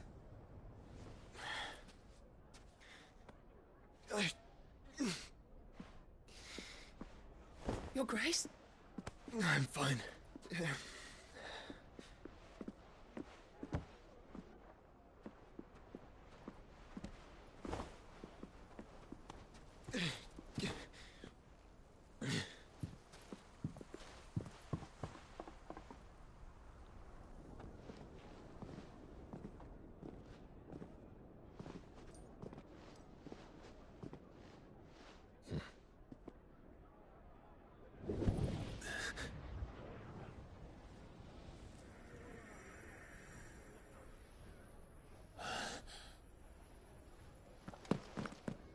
Clive?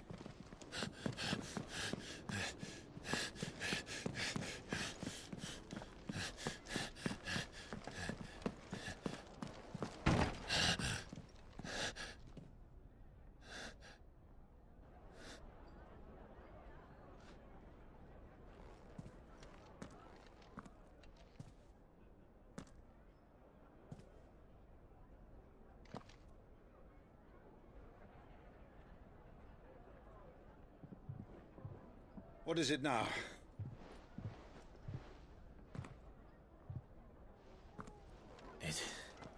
It's nothing. Let's go.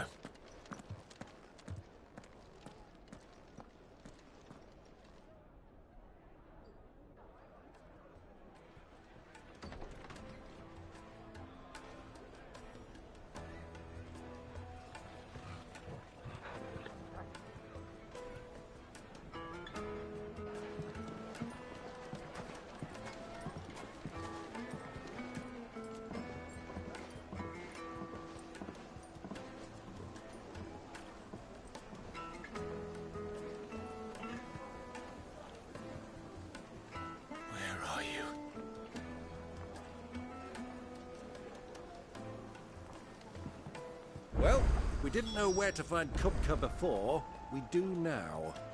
The Royalists said it themselves. Their guest is in the Fang. We should press on before any more of their friends turn up.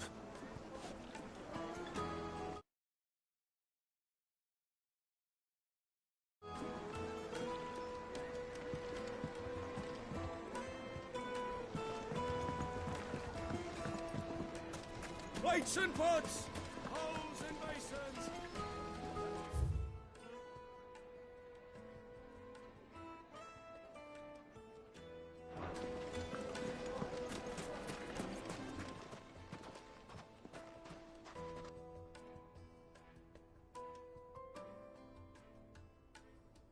Ah, they've closed the road.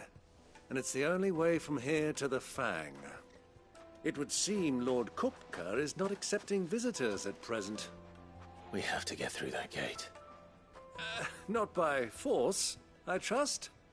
We've attracted quite enough unwanted attention already. By guile, then.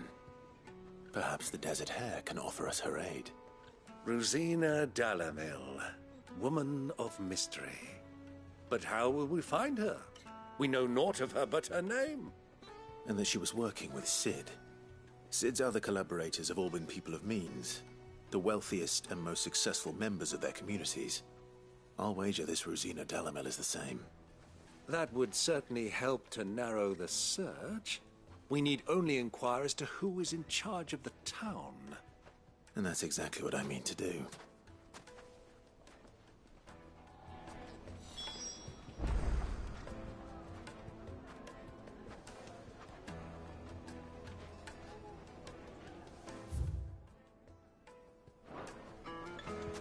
Looks like we won't be getting back to Drake's Fang anytime soon.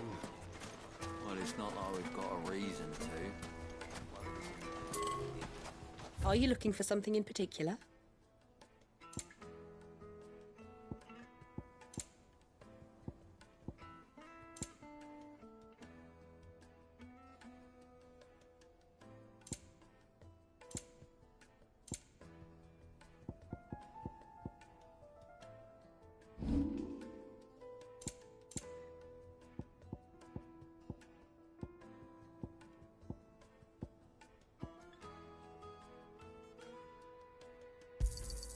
Anything else I can take off your hands?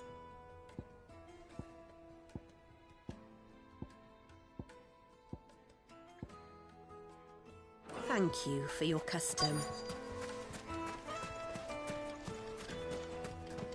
Light it, for Gilbert's sake.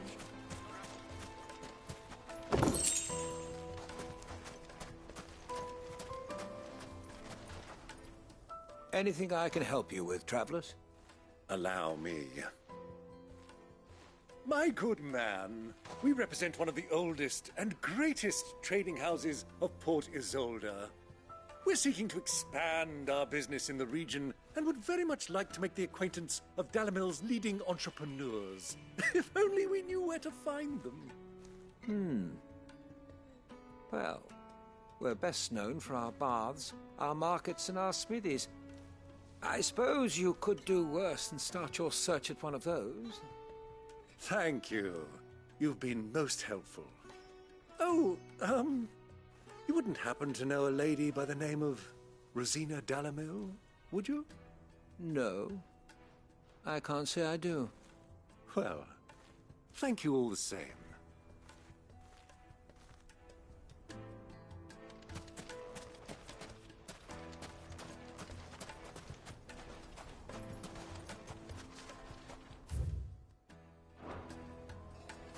What do you want? Can't you see I'm busy? I won't keep you long. I'm looking for someone. A woman by the name of Rosina Dalamil. Do you know her? Never heard of her. Is that all? One more question. If I wanted to find the richest trader in town, where would you recommend that I look? Oh, that's easy. The Briar's Kiss. Won't find a finer smithy this side of the strait. The owner's only a young sprig, but he's got all the right ideas. The Briar's Kiss, you say? Thank you. I doubt this young sprig is the person we're looking for. You said Sid's contact was likely to be an influential sort. Influence comes with age and experience, believe you me.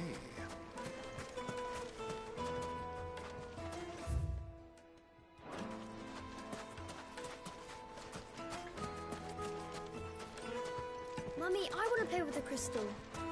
How many times do I have to tell you? It's not a toy.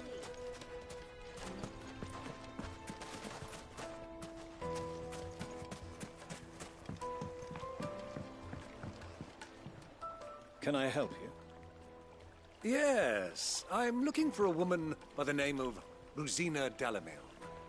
A long-standing pillar of your community, I believe, from old trading stock. Then you should ask Furder. He's been here for years. Knows the place and its people like the back of his hand. And he's in with all the old merchant families. Try the baths. That's where you'll usually find him. Thank you kindly.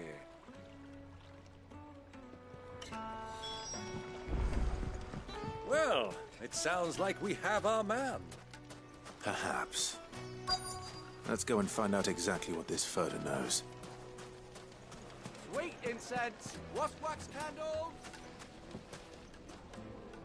Excuse me. Are you Furder? I am. Can I help you, travelers? I hope so. You've lived here for some time, is that correct? Do you know Rosina Dalamil? We believe she may be a trader of some renown. And what business do you have with the desert hare? She was a close friend of mine. I was hoping she might be able to help me.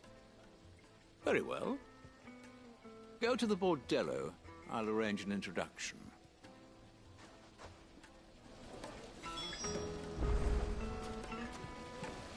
Do you think we can trust him? Only as far as I think he trusts us.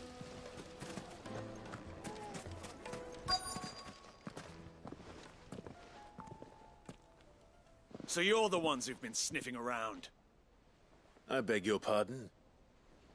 Don't play the fool. Stick your nose in our business and you're likely to lose it. This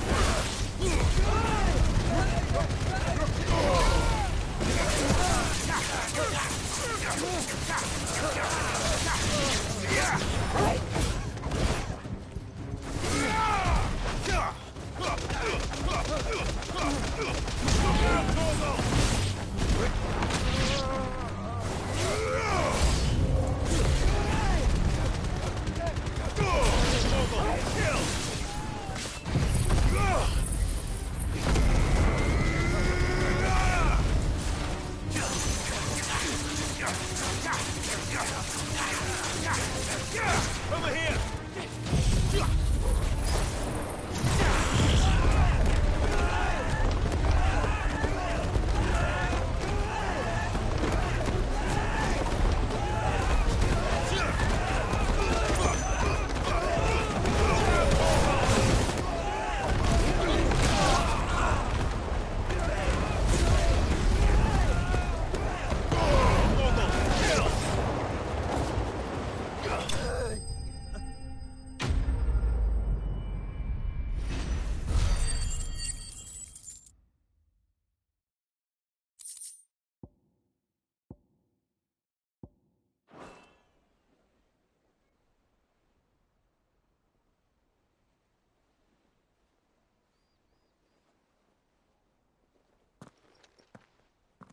Who are you working for?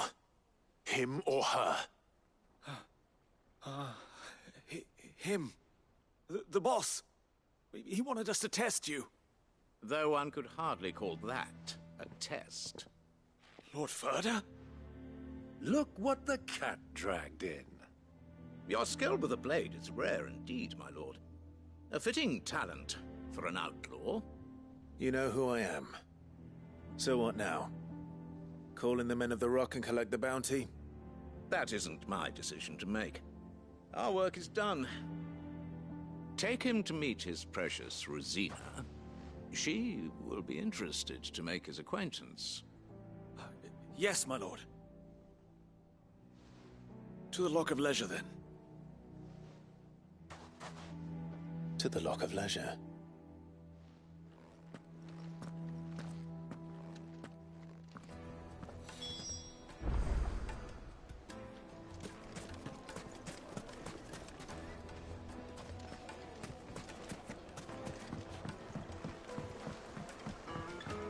Needed to a silken The most fragrant herbs and My carpets.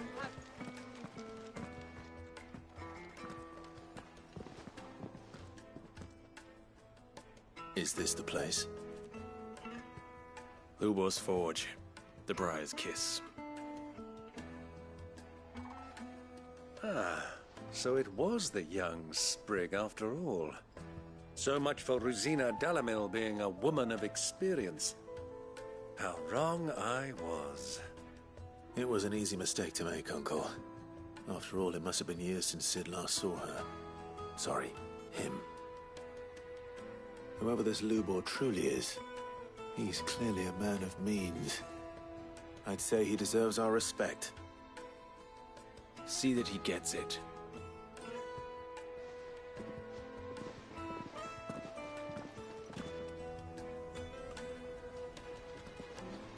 Lubor, Lord Furder told me to bring them to you.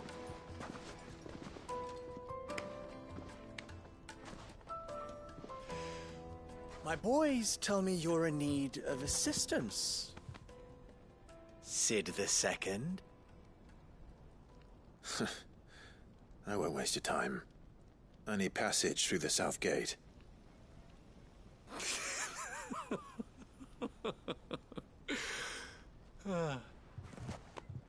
Tell me, what do you think is a merchant's most important commodity? Why, trust. Everyone knows that. Without it, you have nothing. And nothing is exactly what you have. And so, for you, I, too, have nothing. I'm not in the business of helping every lost puppy that wanders in off the street. I'm a busy man, as you can see. Let's leave this mummer to his farce. By all means. Find someone else to help you on your way. Just be sure to tell them you're not the two travelers from the inn the guards are looking for. Don't want them jumping to conclusions, do we? Why, you... So, what do we need to do to earn your trust?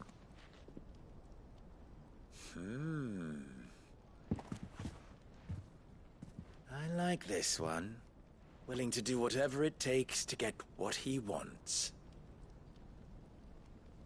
Ha! Men like you have a special place in my heart. Why, you ask? Because they get me what I want. Always. Fine. So what do you want? Don't tell me you're going to listen to this swaggering scruff! We might as well hear him out. It's only natural that an ally of Sid's would seek assurances of strangers. Assuming he is an ally, of course. 5 years ago, he would have still been a boy. And yet even then I had more good sense than a man, 5 times my age? But enough of the pleasantries. We were speaking of what I want. I want you to put an end to the trouble in Dalamil. Return to me when you have done so, and you shall have my aid. Until then, I bid you good day. What trouble? If you're going to give us orders, be clear about them, damn you! Manners, Greybeard. One catches more damselflies with honey than with vinegar. What did you call me? My apologies. A word of advice in recompense. Follow the crystals. Oh, but that was 3. Oh, I'm making this too easy for you. Ha! It will be easy. Solving his little riddle should be like dealing with him. Child's play. Let us divide our forces, Clive. I'd rather not drag this parlor game on any longer than we need to. All right. Good luck, Uncle.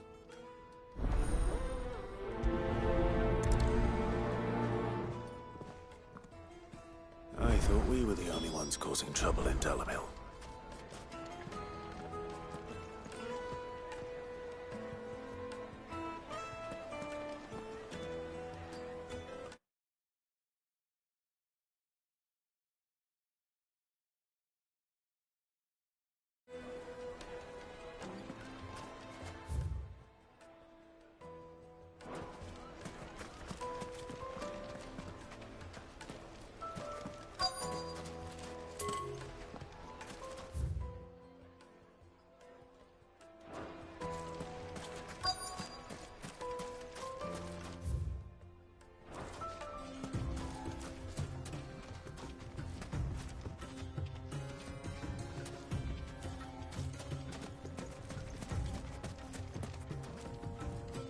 Excuse me.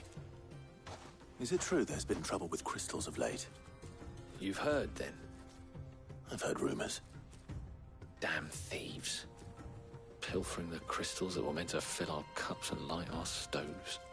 Us common folk have hardly had a shard to share between us these last few moons. And it isn't as if we can buy them on the black market, either. Whoever's taking them, they aren't sharing.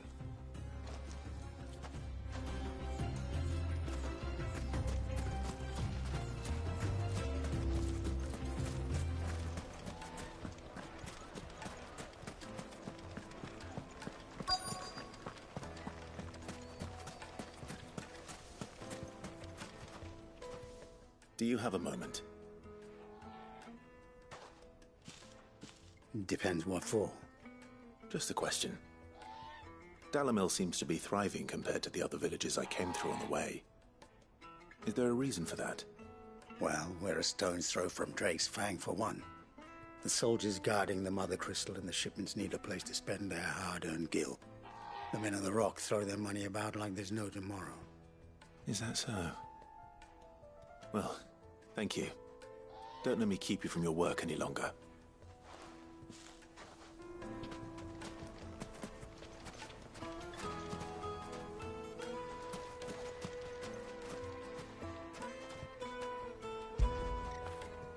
Get it, boy!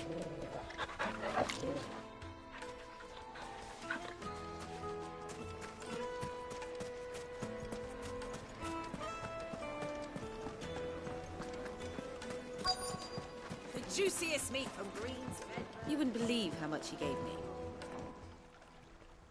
What can I do for you, soldier? Need that sword polishing? I'm not a soldier. Ugh, then be off with you. I serve the men of the Rock and the men of the Rock only.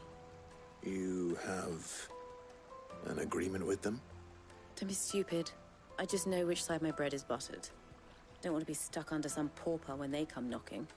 With pockets deeper than Zemeckis and an urge to empty them. No, just leave, will you? Before you scare them off. I think I'm starting to get an idea of what's been going on. I wonder if Uncle Byron's learned anything of use. They'll probably be back at the inn by now. Sniff, good sir. The finest fabrics, fresh from the capital.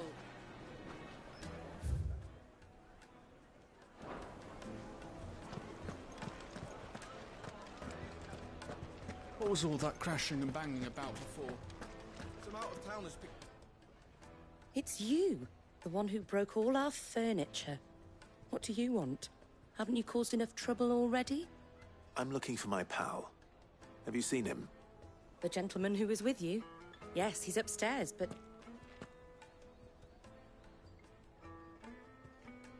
Thank you. I'll go and fetch him.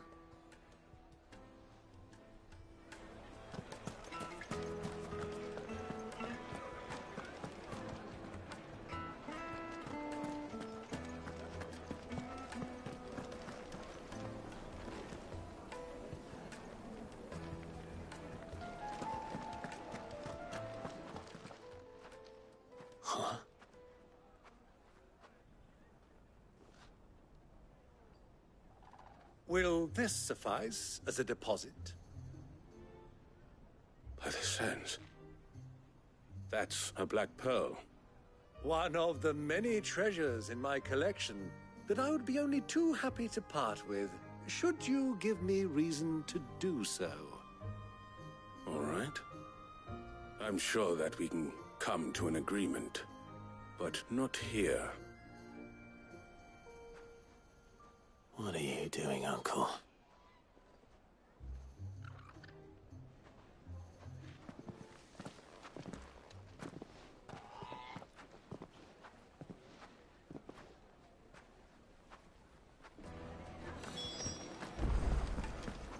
Let me treat you. I need a drink.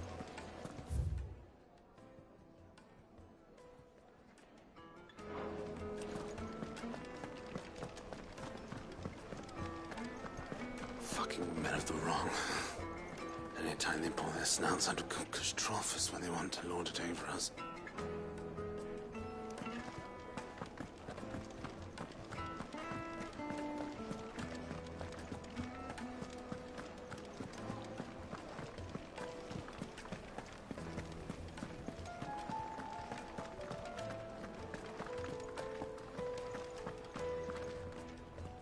Care to explain why you're giving gifts to Kupka's men?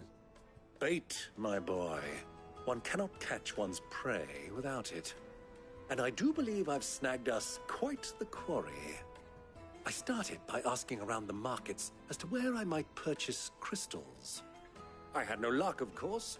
It's forbidden to trade in such things. But my uncharacteristic indiscretion just happened to attract the attention of those uniformed ruffians. They took me aside and said they could procure the crystal I sought if I proved I could pay for it. So the pearl was your proof? I thought they'd asked for more. A second-rate specimen like that would only fetch 500,000 or so. A small price to pay for admittance to the underworld. But enough about my little act of subterfuge. What did you discover? That the supply of crystals has dried up of late. And some people seem to think they're being stolen.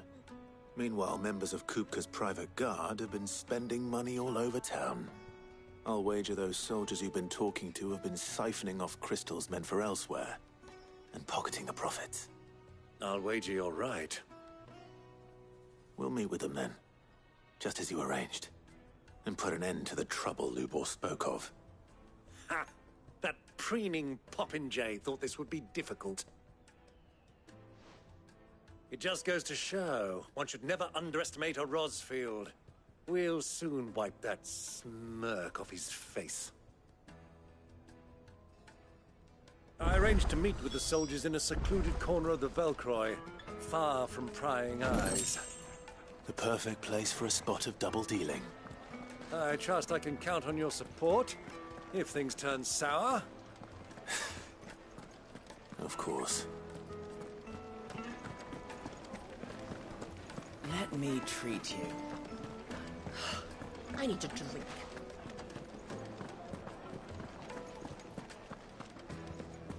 Fucking men of the wrong.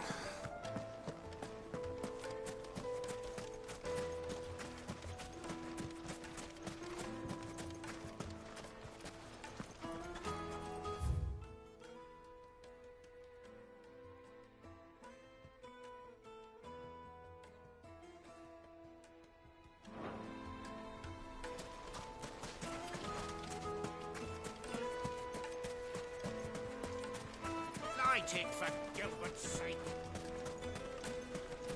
Hanging lanterns, keep the darkness from your... Silver platters, made from the stoutest stoneware. Do you think they'll be back soon? I need a new dress. Light, meat and dark. Fresh from the grill. Yes, they're My quite carpets.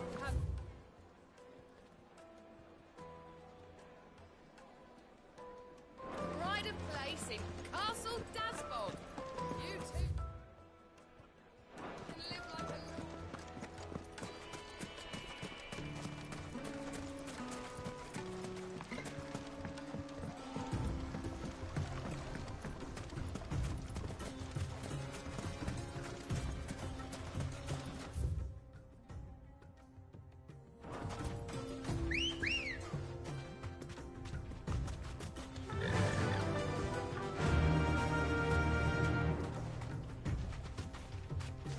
Fly, Ambrosia.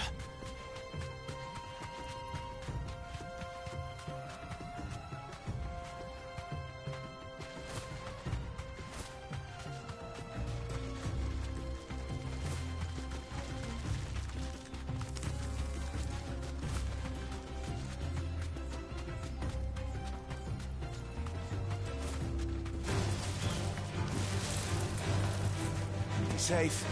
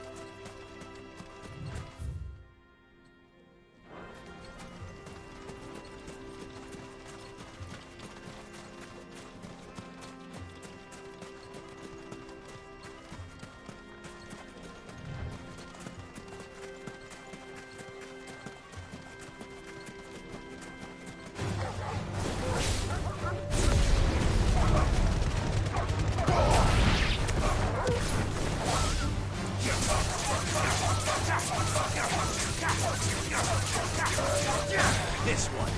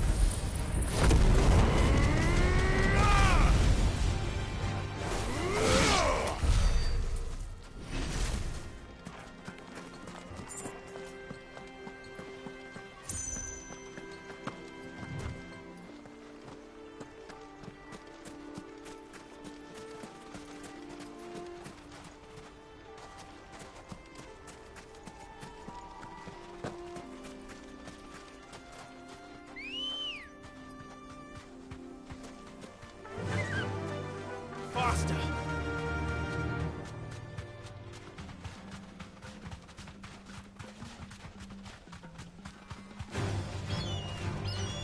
Straight home now. This one!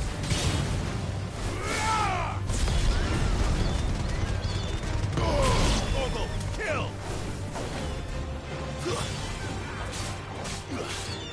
Get him!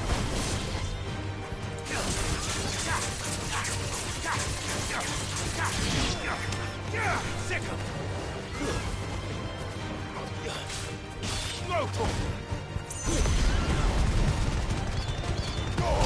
Now, Torgal!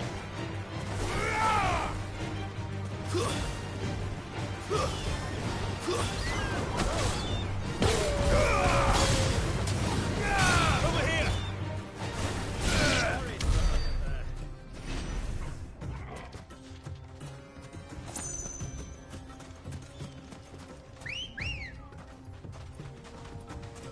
Good girl.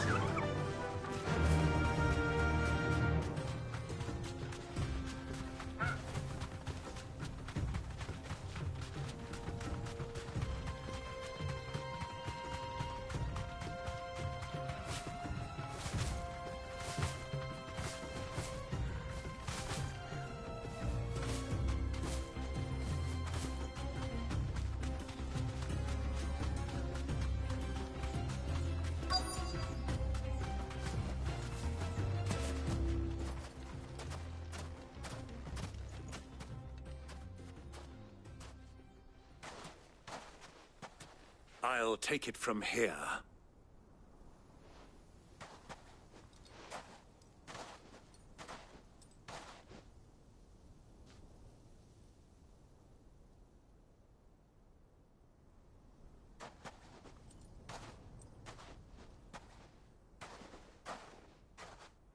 I was beginning to think you weren't coming, my lord. You've brought your contribution? All the silver and stones I could scrape together at such short notice? You brought the whole 500 talents. That was the price we agreed upon, yes? If you've no objections, I'd like to see the crystal. Of course. Right this way, my lord.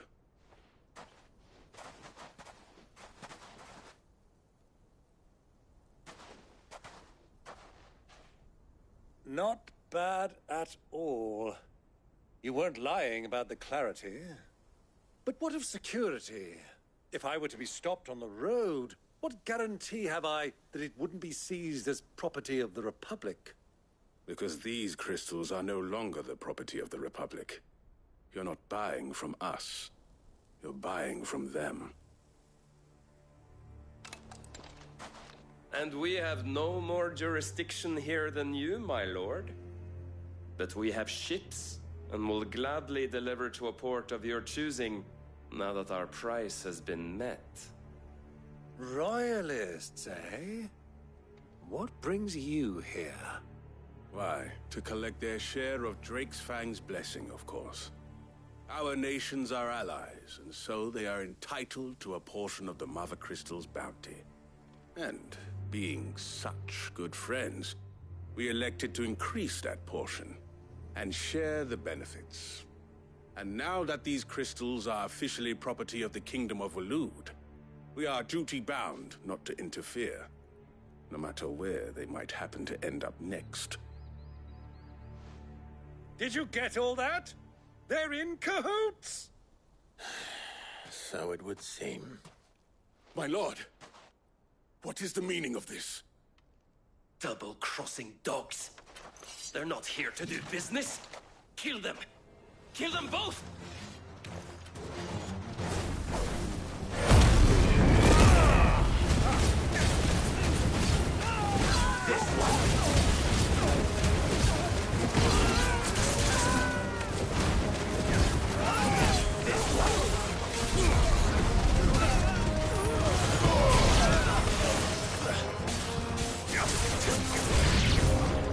It's not over yet, Uncle.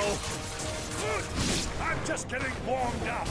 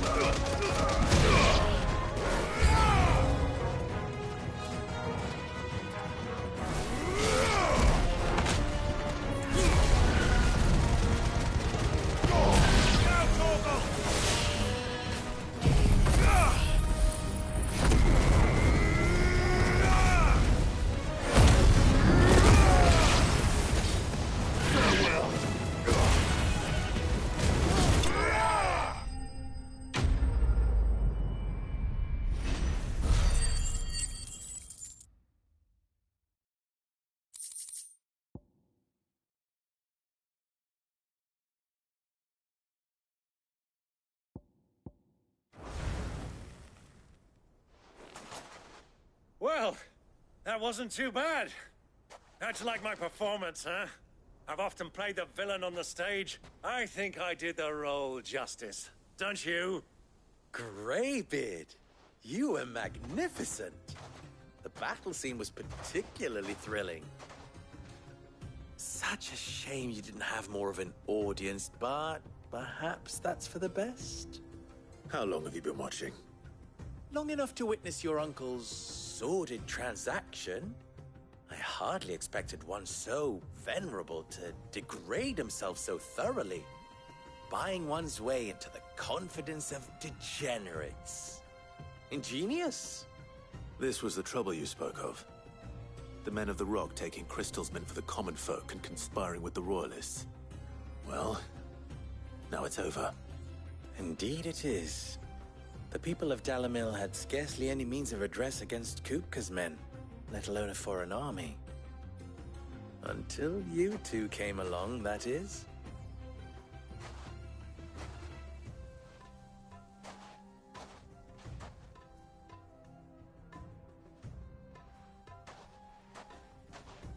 Well, we'd better get these crystals back to town. You won't mind waiting with them while I fetch a wagon.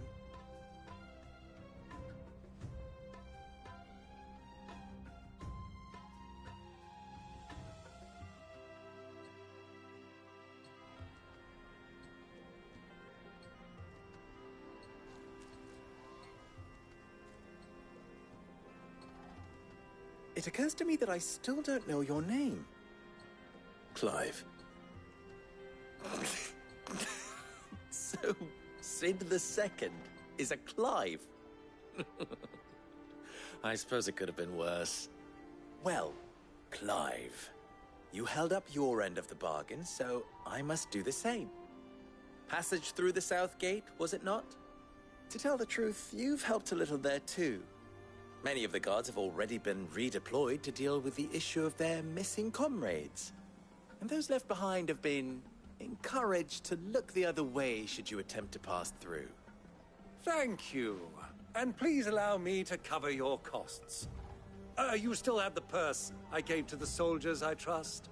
I saw you pluck it from one of the bodies. Oh, dear. Was I really so obvious? And my name is not Greybeard. It is Lord Byron Rosfield, thank you very much. No, thank you very much, Greybeard. Of all the... Ugh! Here, wear this.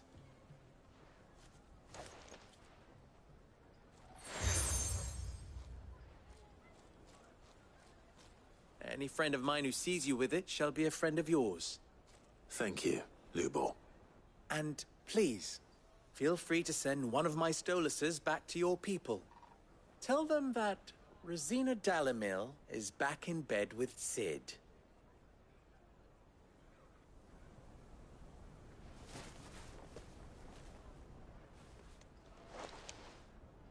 Omia los delan. Tu isakelis.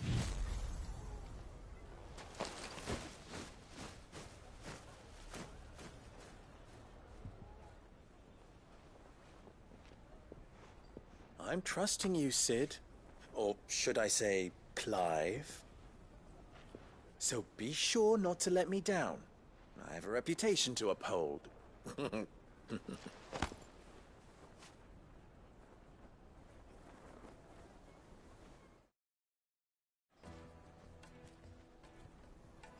Well then, I wish you a safe journey south.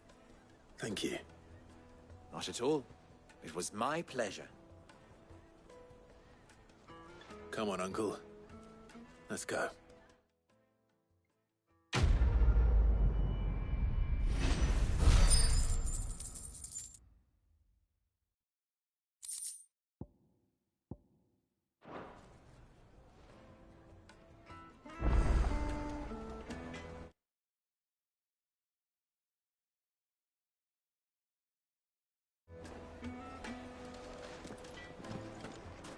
I've never even forged a butter knife before.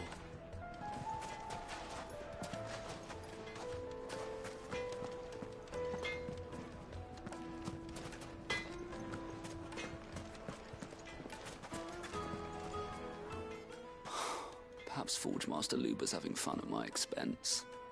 I wouldn't put it past him. Neither would I.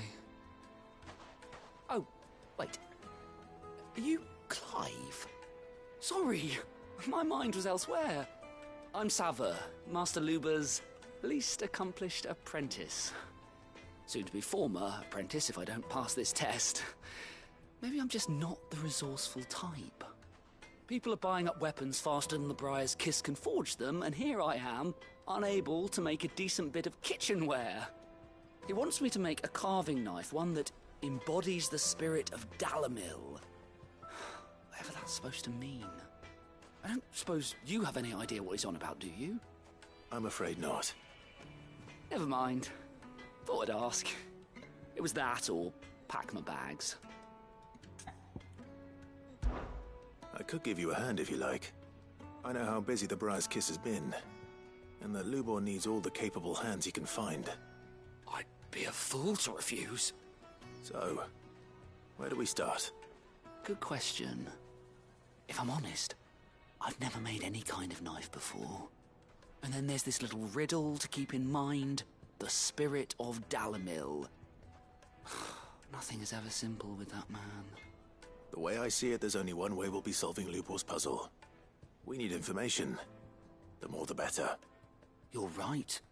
There's no point fumbling in the dark, I suppose. Now, who to speak to first? Well, there's plenty of folk in Dalamil who use knives for a living. There's the butcher, of course, and any number of cooks. They're bound to have an opinion or two about the tools of their trade. All right. I think we have a plan. Let's get to it, shall we? I'll talk to every cook I can find. You speak to the butcher, and anyone else you can think of. All right. Good luck. Let's hope that someone says something useful.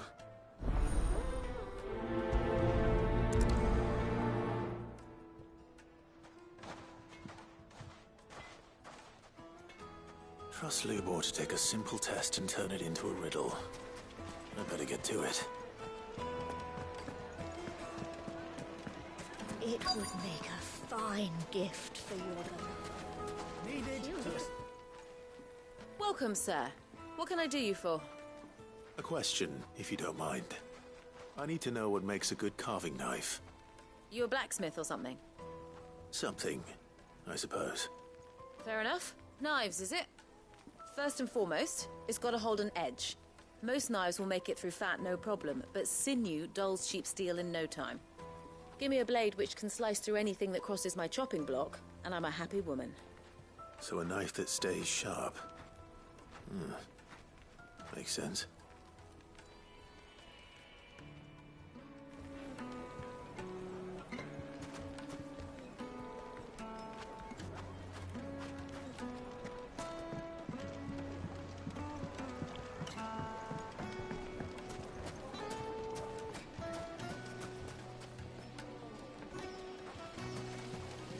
Everything I've worked for. All those years of toil. Every coin I've ever earned is tied up in this place. Are you all right? The baths are closed. Leave me be. On second thought, perhaps you are just what I need. Might your services be for hire? That depends on the job. I'd have you save my business, the baths. The water's turned scalding hot and all the crystals in Dalimil wouldn't be enough to cool it. I've no doubt that my woes stem from the water's source. But I can't go and investigate for fear of my customers thinking I've abandoned the place. I'm bound to these baths in more ways than one. I beg of you, go to Dusnoff Terraces. Tell me what you find there. All right. I'll go and take a look. Wonderful. It's not far. Leave the market by the south gate. The smell of sulphur will guide you the rest of the way. These baths are all that keep me from an ignoble end in a debtor's prison. My livelihood, my very life, is at stake.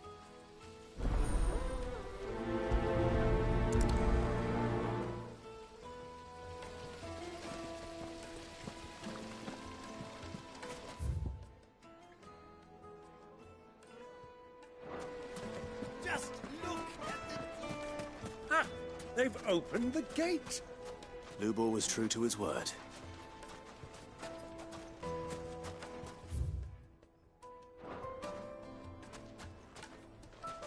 Well, we can make our way back to the Fang now, at least. Yeah, but... What is it? I'm in no mood for chatter. Sorry. Do you mind if I ask your trade? Hunter, why? I have a question. Can you tell me what makes a good carving knife? I assume you use one out in the field. Has to be able to put up with some punishment. Can't be dealing with a brittle blade, not while I'm on the hunt. If your knife snaps every time you use it, you'll be spending coin as fast as you make it. Times are hard enough as it is. Thank you. I won't keep you any longer. All business, eh? Man after my own heart. So, a carving knife should be hard-wearing and hold an edge. Hardly a revelation. Let's hope Sava had better luck than I did. What wax candle? Plates and pots! Fresh bread, warm from the oven. The most fragrant herbs The and finest fabrics, fresh from the... So, how'd it go? You learn anything useful, or should I be looking for a new trade? Only that a blade should be durable and stay sharp. But I don't see how that relates to the spirit of Dalimil. I didn't have much luck either.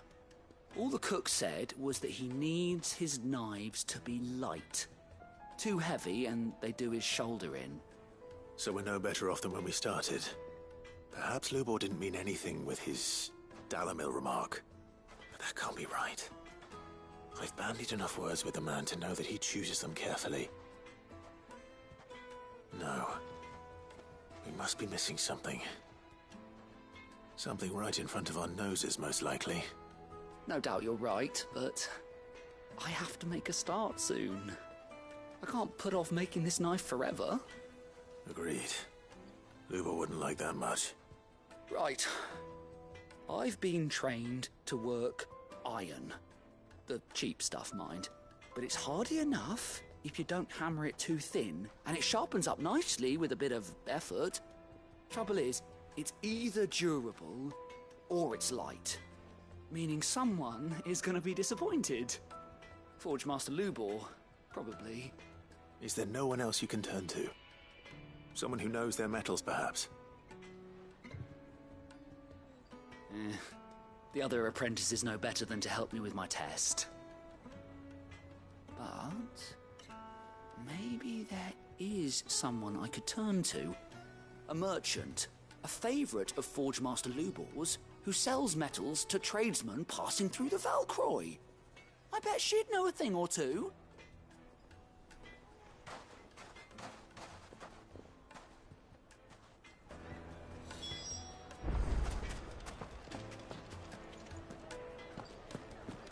Is it true what I'm hearing? The men of the rock were carting off our crystals.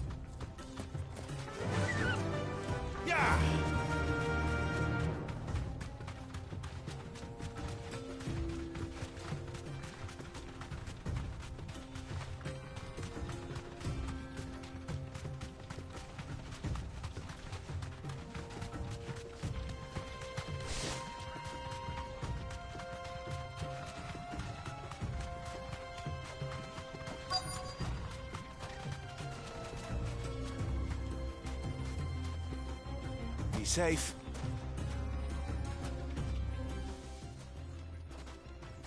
Any luck? Or will you be needing help with your bags? Well, I asked her, but...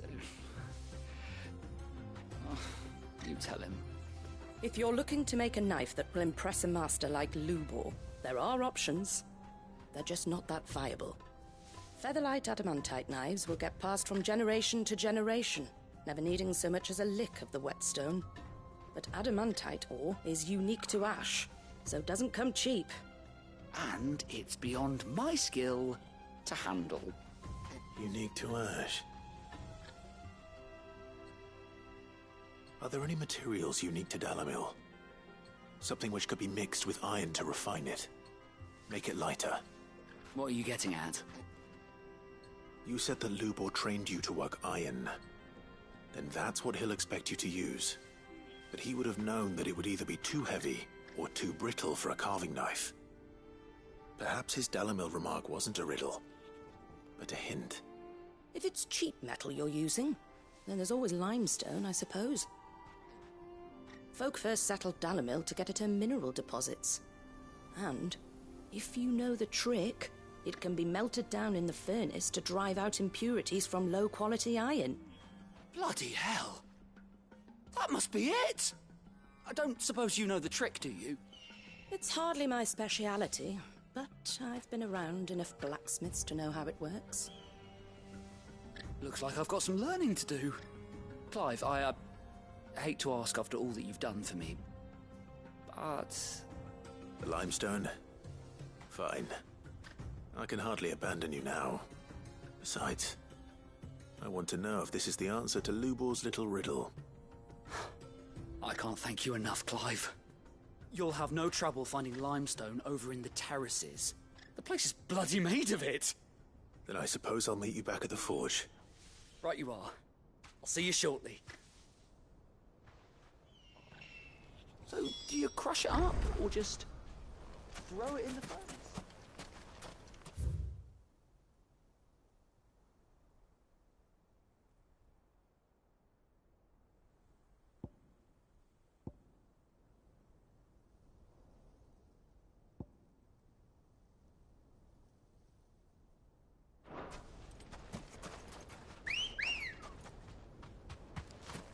Ready, go? Fly, Ambrosia.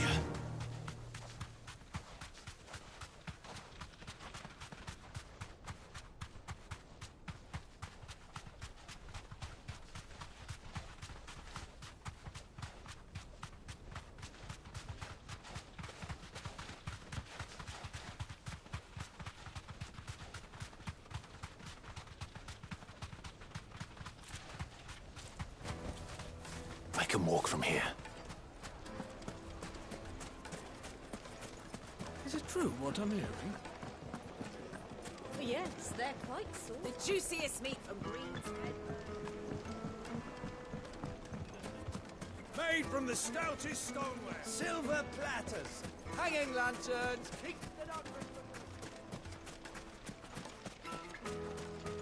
We should get going soon. Ah, I'm not too late. What is it, Lubor? A question that I neglected to ask earlier. Where is it that you're bound? To Drake's Fang. To finish Hugo Kupka. Just as I thought. Then allow me to share a secret. Drake's Fang is currently riddled with royalists. Talmeki and Waloed are allies, and as you have seen, their soldiers work hand in glove. But no nation has ever before allowed a foreign army to make a barracks of its holiest of holies.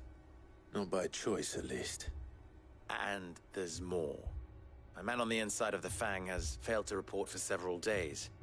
I fear there may be more trouble lying in wait for you on the road ahead. Isn't there always?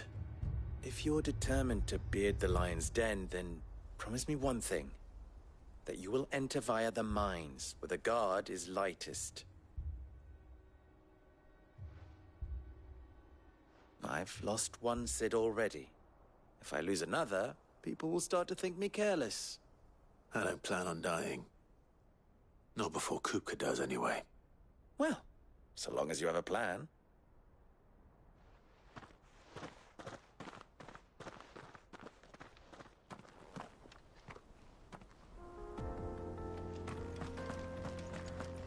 Drake's Fang should be just beyond these springs.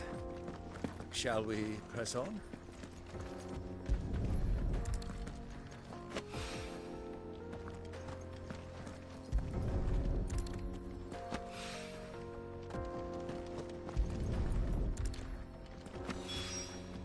One rock looks a lot like another.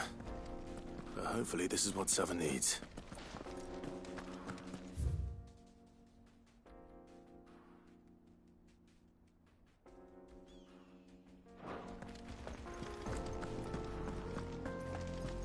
Come on, girl, the gate's open now, we can press on.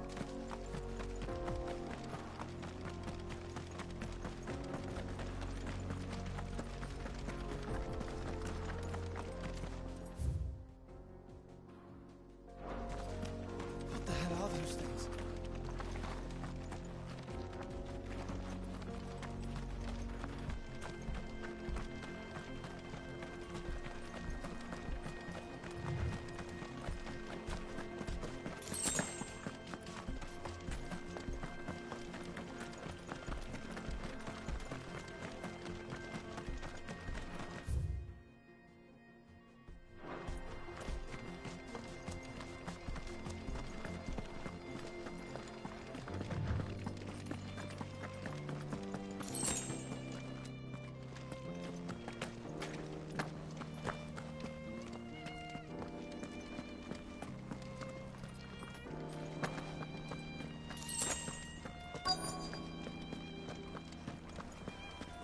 By the flames.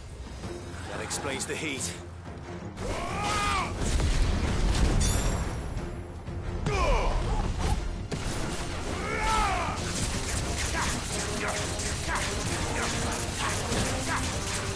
Get him!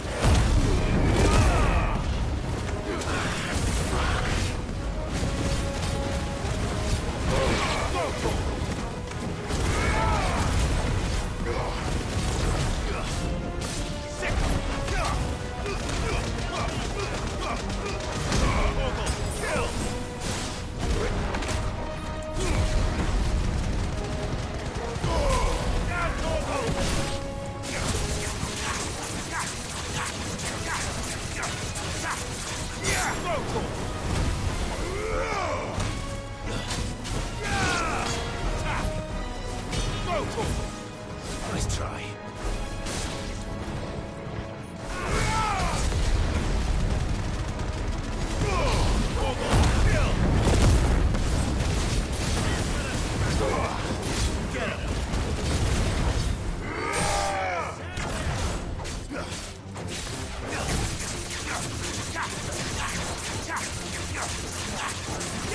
Get him!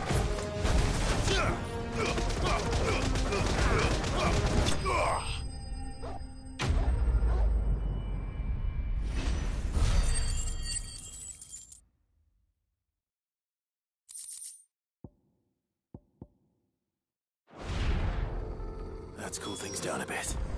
Let's hope it's enough to keep the baths from boiling.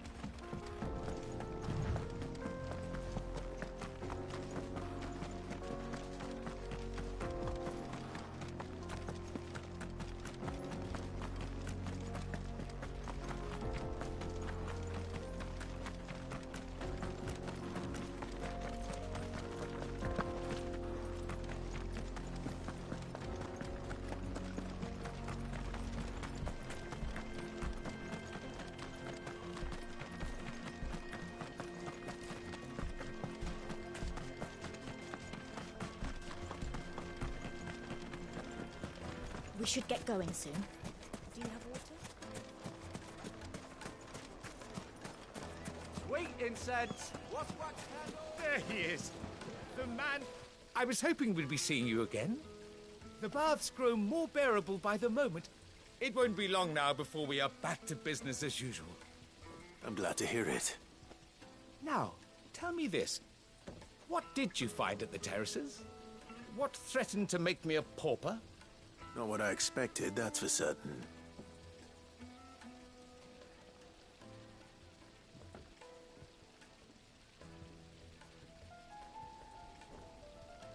You tell a fine story.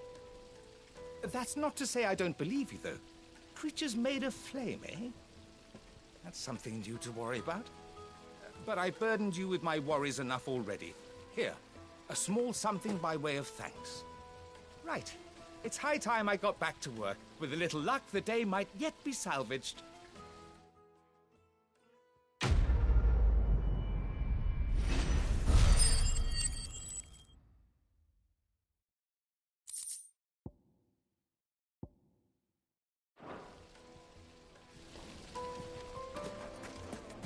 Boots and butts! Kneaded to a silken softness. My carpets have pride of place. I wasn't sure how much you'd need, but I hope this is enough.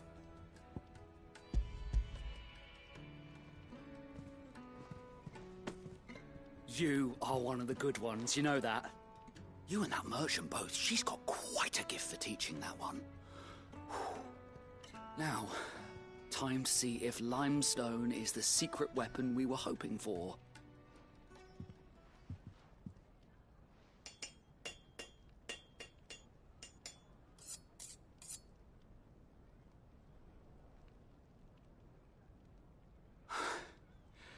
That'll do, I reckon. A knife forged from the very rocks of Dalimil. Her spirit, if you will. It's a fine-looking blade. I only hope Master Lubor agrees. That sounds like my cue.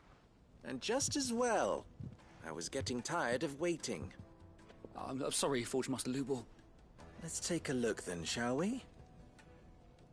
First things first, Sava, do you think this is a carving knife worthy of the fine people of Dalimil? I'd like to think so.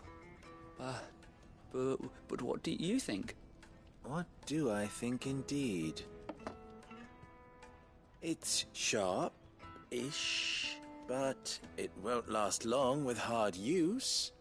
And it's heavy, heavier than it should be. You might not think it just to hold it for a moment, but sell that to a cook and you'll never hear the end of it. It looks like someone paid a visit to the terraces. The limestone was a step in the right direction, granted, but one that still leaves you short of the mark.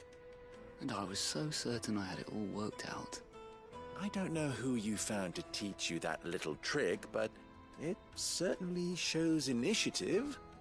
Next question. How much do you think I would charge if I'd made this?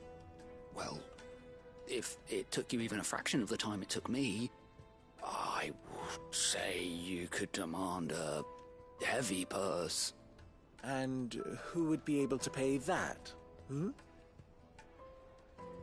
The butcher? The hunter?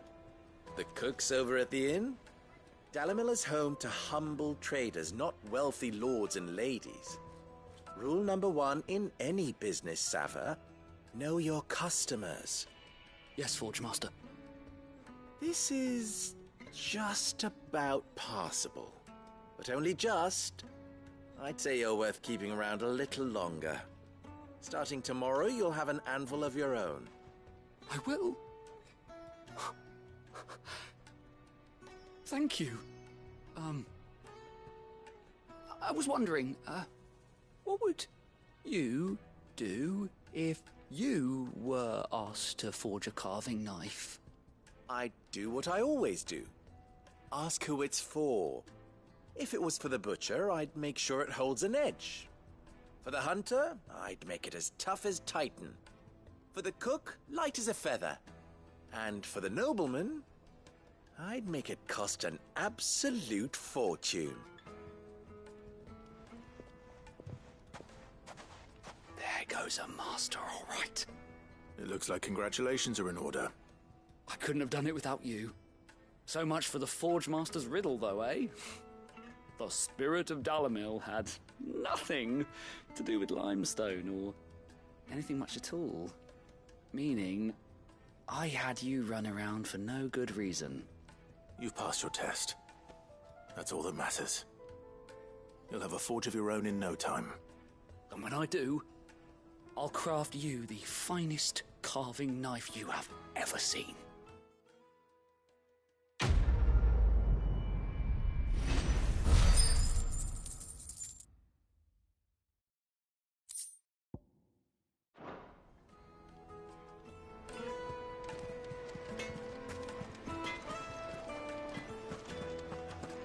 Is it true what I'm The finest fabric! Take a sniff, good sir.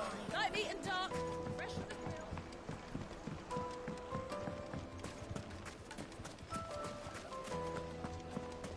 the Hanging lanterns! Keep the darkness! Well, what do can make our way back to Good day, my lord.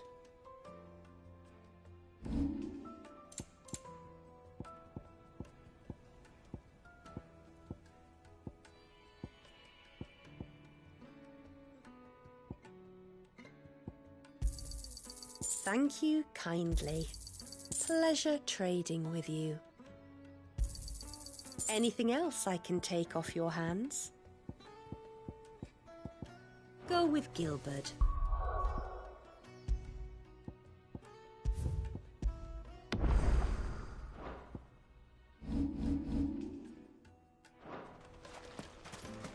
We should get going soon. Do you have water?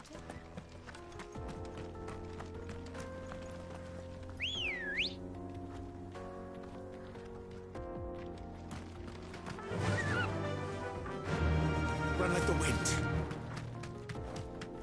Come on, girl, the gates.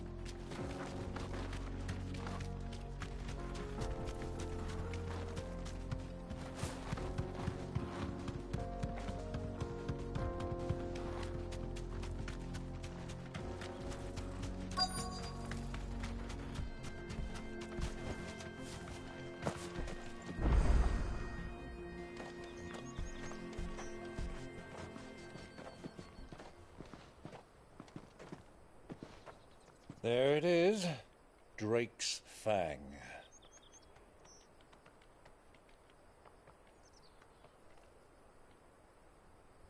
Kupka will be hiding inside. Along with goodness knows how many guards, all on highest alert. You'll need to keep your wits about you if you're to reach him. So be careful. I will, Uncle.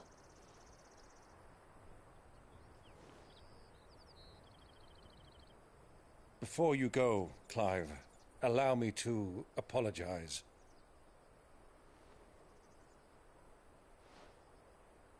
After what befell at Phoenix Gate and the crisis that followed in its wake, I fled. I retreated to my counting house and danced attendance upon the vicereine in the hope it would bring me favor. I betrayed my nation to save my skin, like the coward I am. And I'm sorry. Uncle, please. It's not too late, Clive. Rosaria is yours by right, and there are those that would help you to take it back. Had I the courage of my brother, I might already have done so. But that ship has sailed. You, however... No. Forgive me, but I cannot. I fight to build a new world now. A better world. Where men can live and die on their own terms. I was raised in a nation that strove to improve the plight of bearers.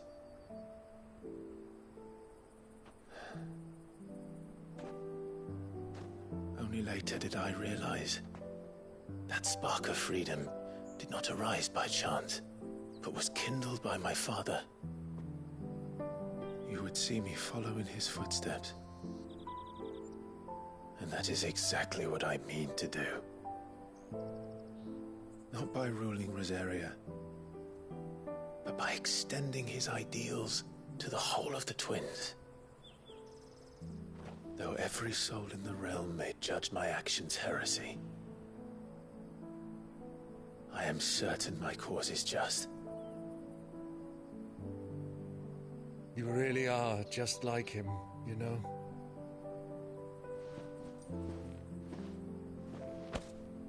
Thank you, Clive, for coming back to me.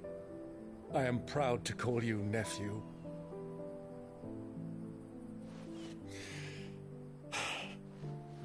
Well then, this is where we must part ways. Wish me luck in convincing my Canvarian friend to share his considerable talents. I mean to plunder his coffers and prove myself worthy of a place in your merry band.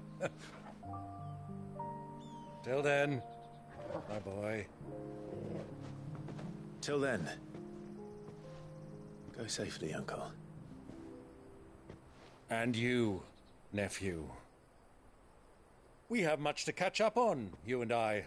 I shall expect you to regale me with the tales of all your adventures when next we meet. You can regale me too, Torgal.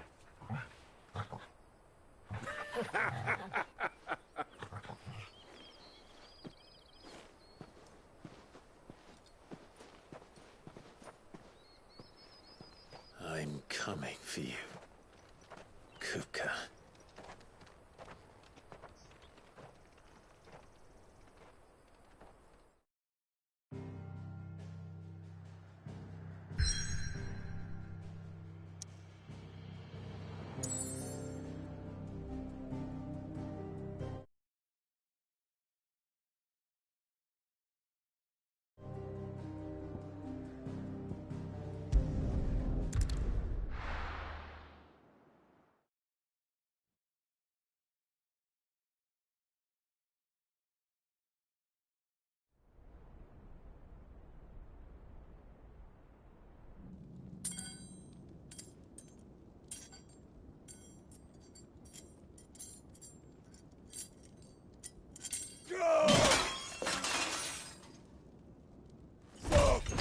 Fuck!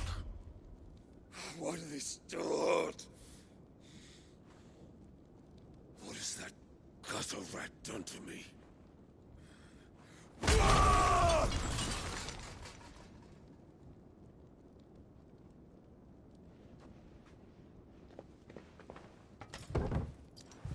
Out of my sight, wench! I'll kill you, Rossfield! I'll rip out your heart! I'll tear you limb from limb! Peace, Hugo. The table shan't hurt you any longer. He sought to humiliate me. Me! If you hadn't interfered, he would be dead! You truly believe you would have triumphed had the battle continued? Titan would have ground him into dust! And how would he have done that without his head? Shut up! You weren't strong enough, and you call yourself a dominant. Or rather, you did. You mock me, Harbert.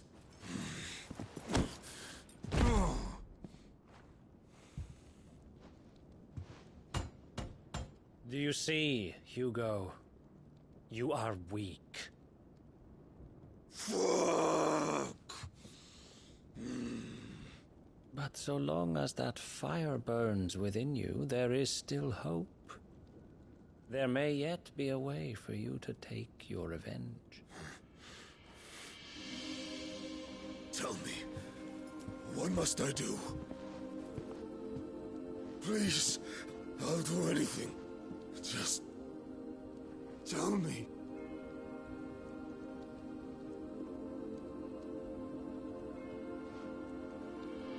The heart. What of it? A Mother Crystal's heart is the most concentrated source of ether in all creation. Perhaps you could take advantage of that.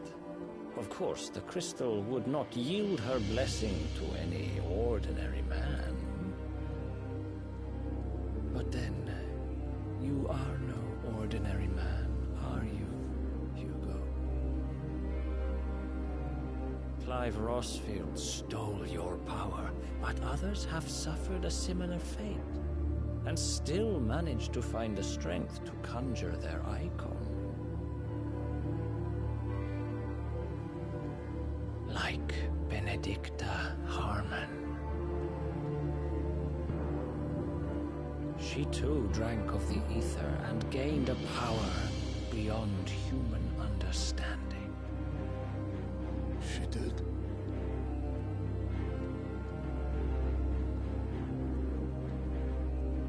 Benedicta.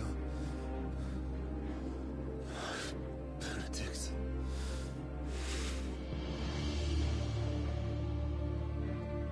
I'll do it. My love. I'll avenge you.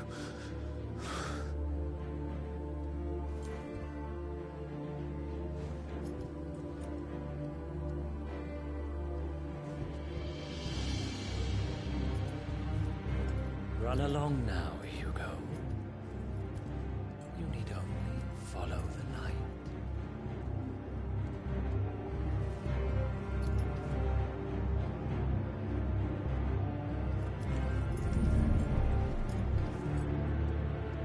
Muthos is here. Very well, it shall be so. You may leave everything to me, Your Majesty.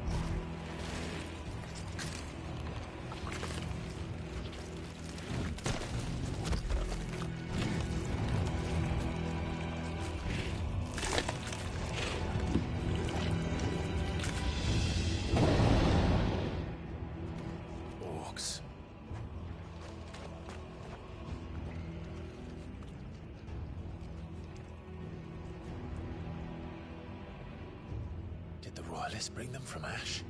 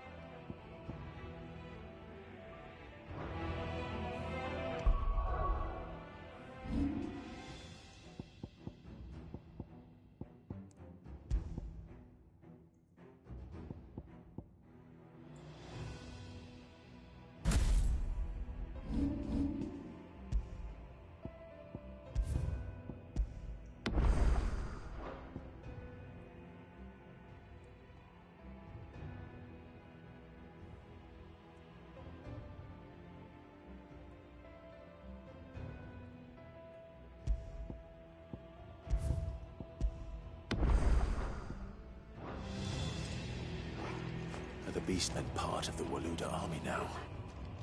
How the hell did that happen?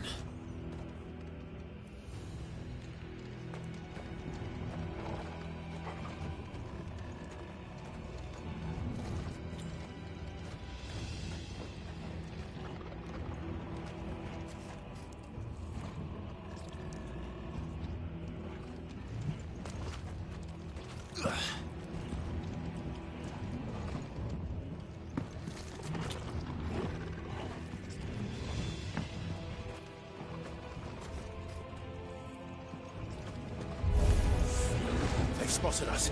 With me, Torgal.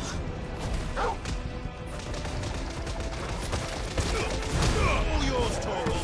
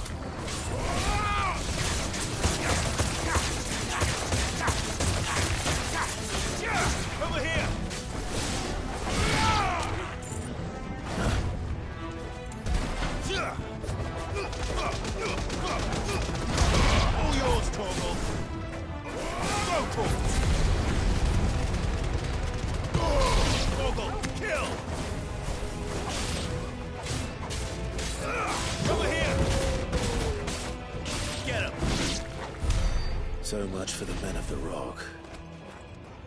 Dalmekia's finest.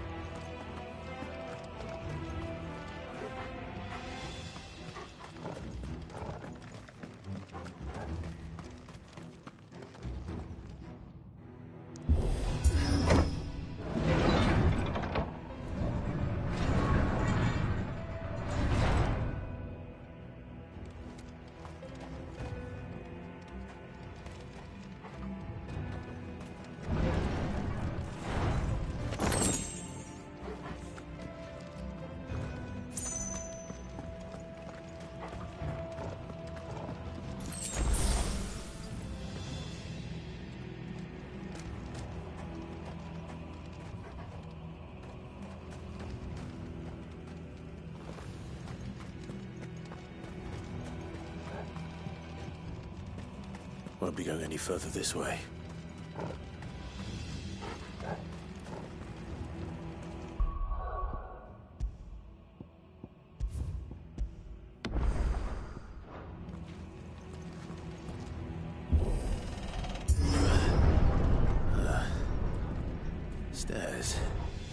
This must be the way out.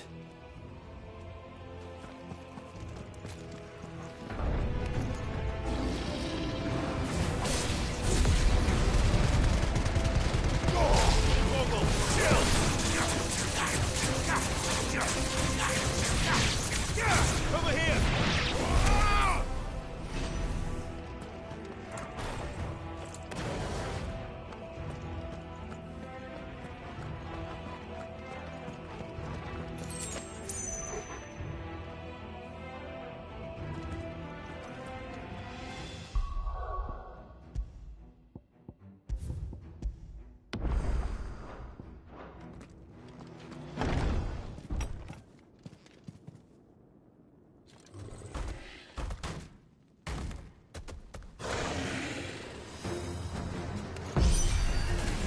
I won't be sneaking past this one. How did it get in here?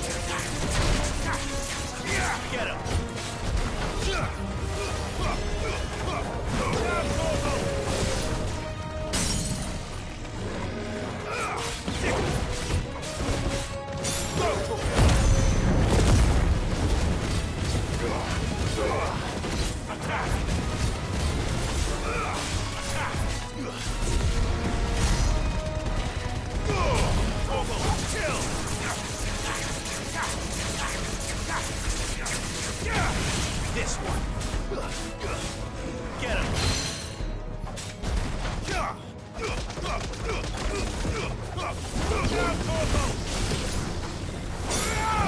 No good.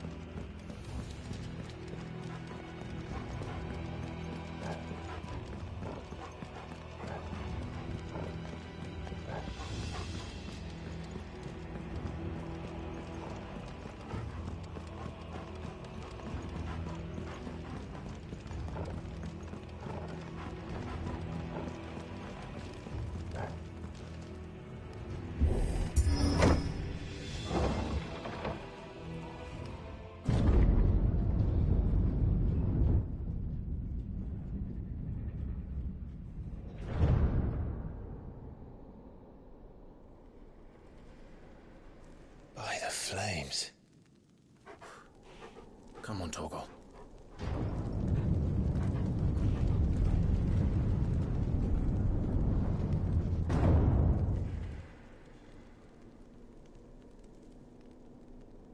Kuka never did do things by halves. As if taking the Mother Crystal for his own wasn't enough. He had to build his castle in it.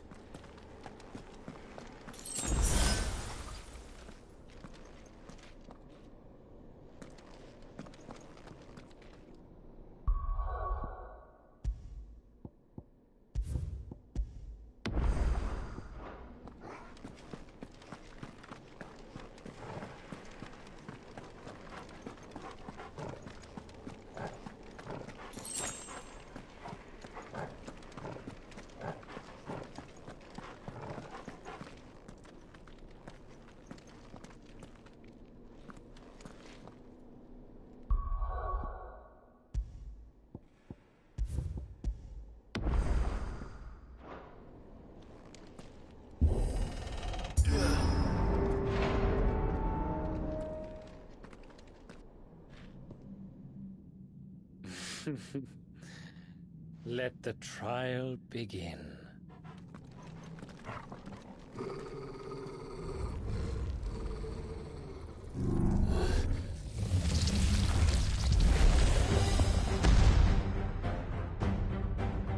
What the hell? With me, Paul.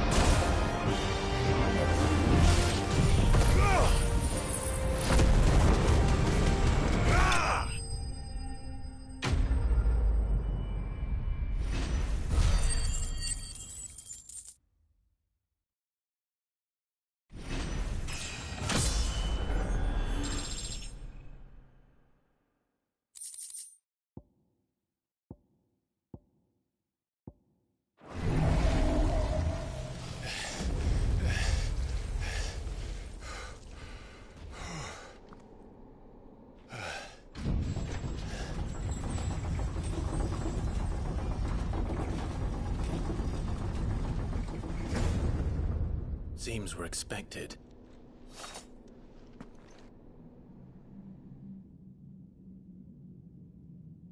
So this is the power of Muthos.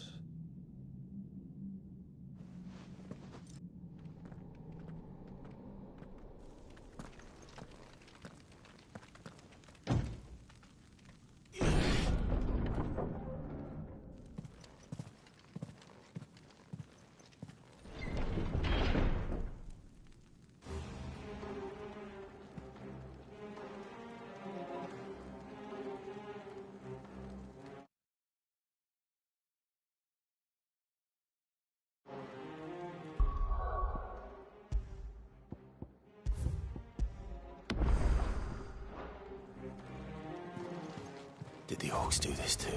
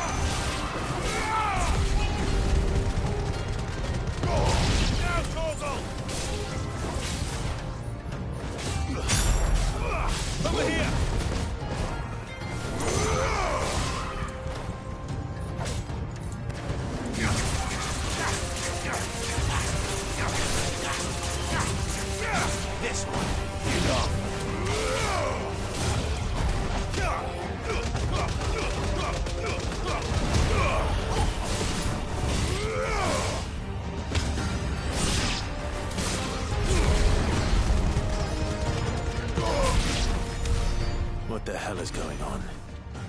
Are these things here for me? Or for him?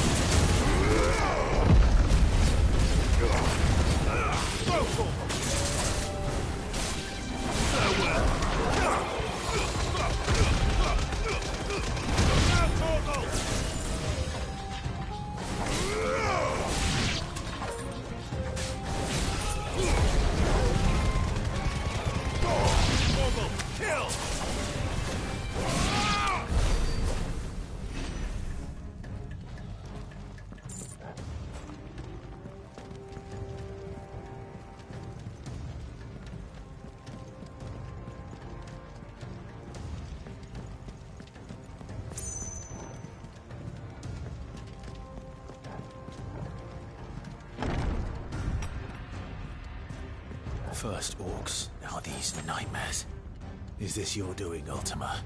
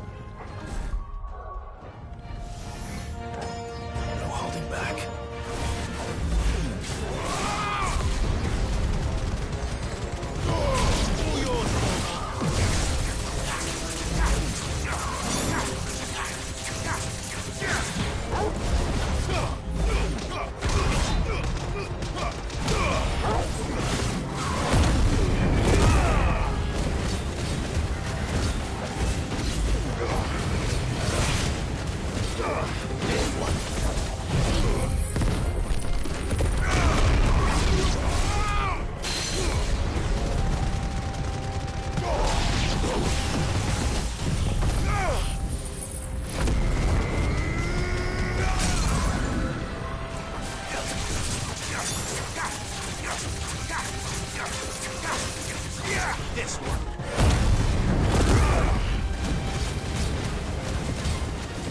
Over here! Get him!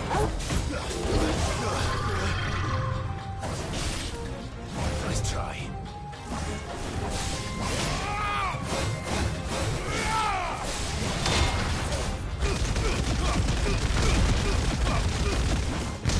All yours, Torgal.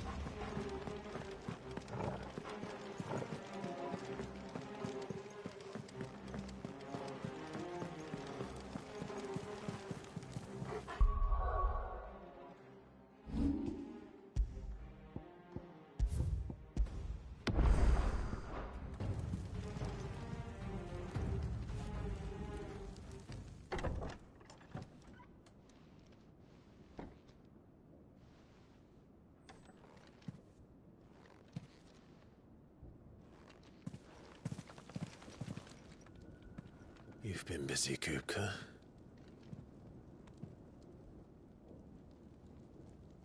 But where did you go?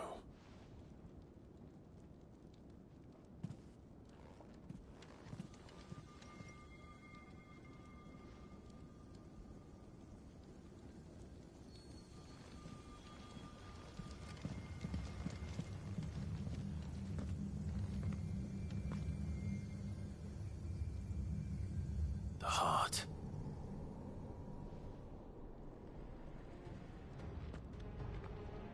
He's in the sanctuary. I can feel it. Come on, Torgal.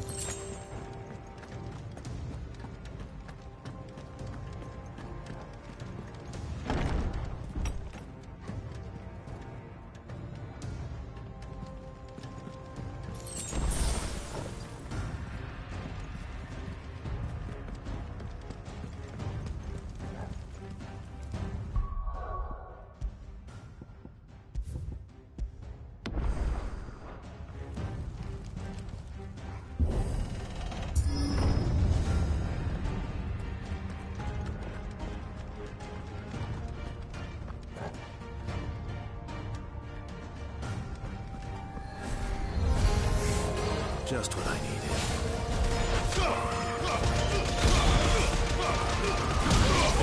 Kill!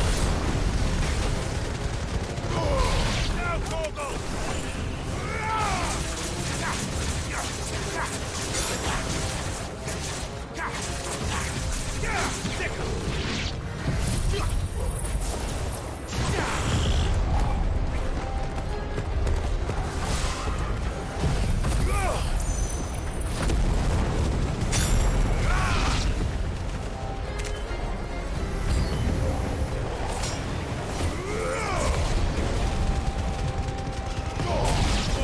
Kill!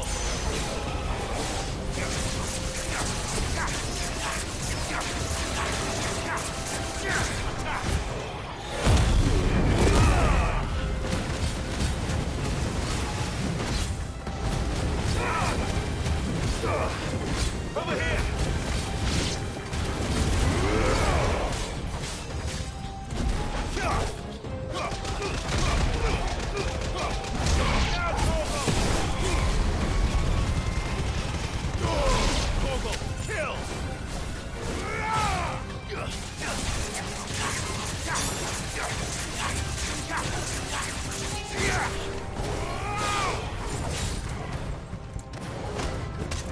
Finished.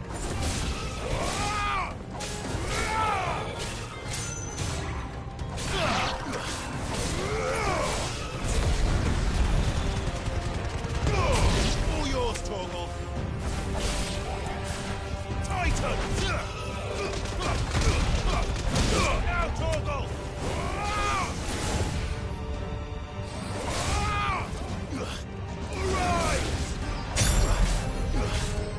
Over here!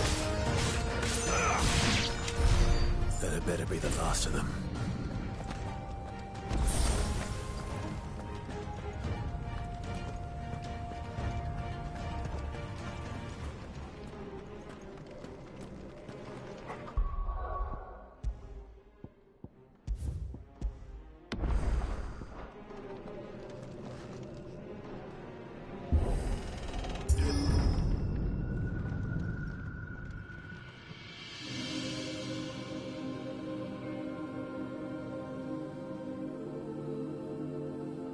Benedicta, my everything. I've missed you so much. Kuka!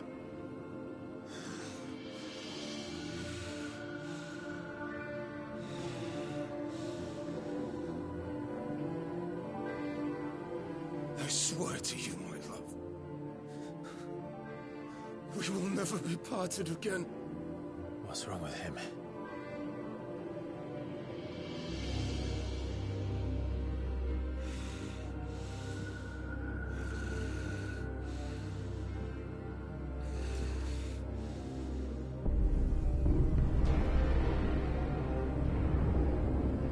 You got away from her!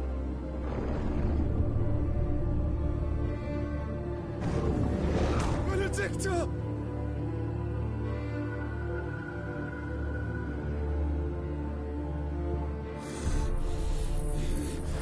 I'll kill you, Roswell!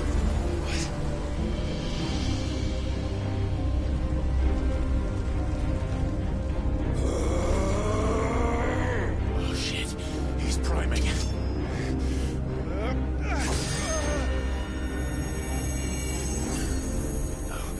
Not now.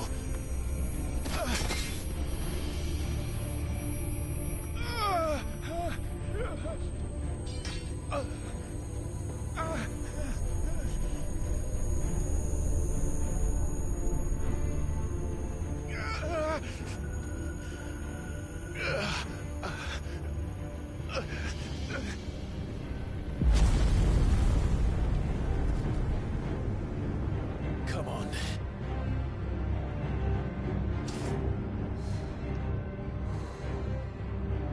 Find him. You've done this before. You can do it again. Let the flames burn within you. No. Let them burn without. Come to me, Ifrit!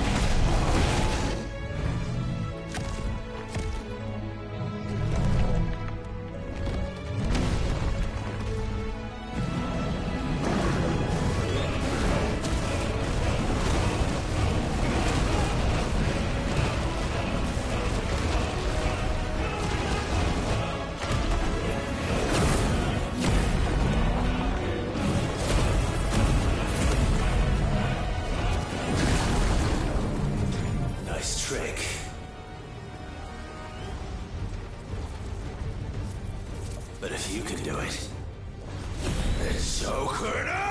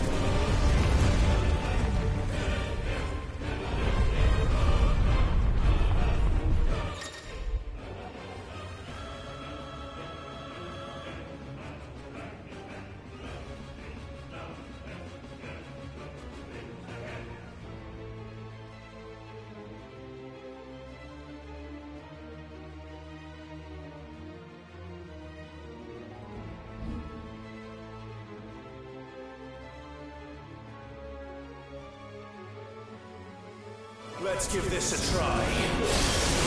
Not bad.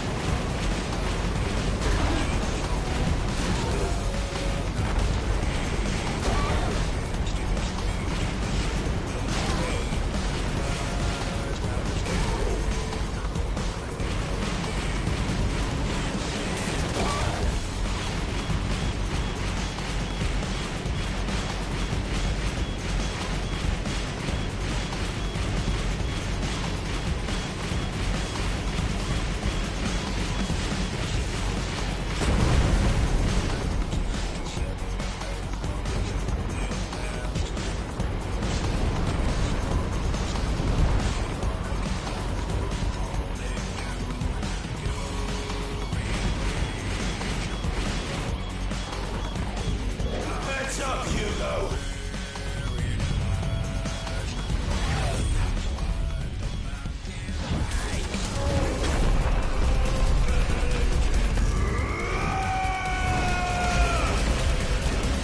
Your time. Here's past. And this game is over.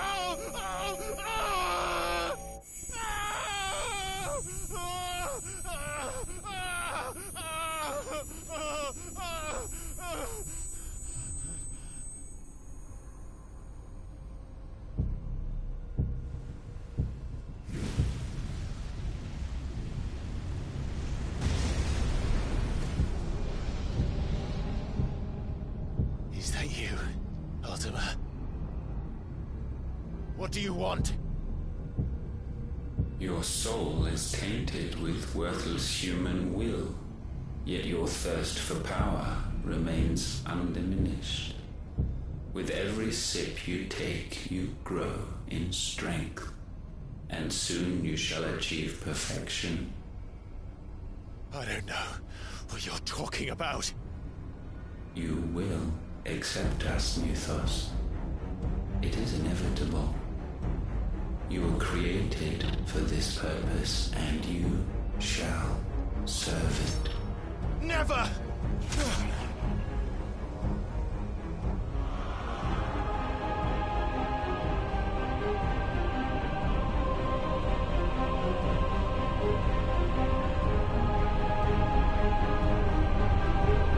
Fight it, Clyde!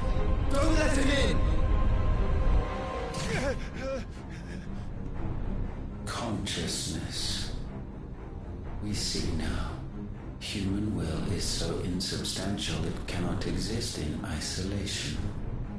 You mitigate its weakness by interweaving it with your consciousness. We believed we had merely to purge you of your will to claim our vessel. It appears we first have to sever every thread of the consciousness that supports it. No matter. The time to build a new world is not yet upon us. We will contemplate.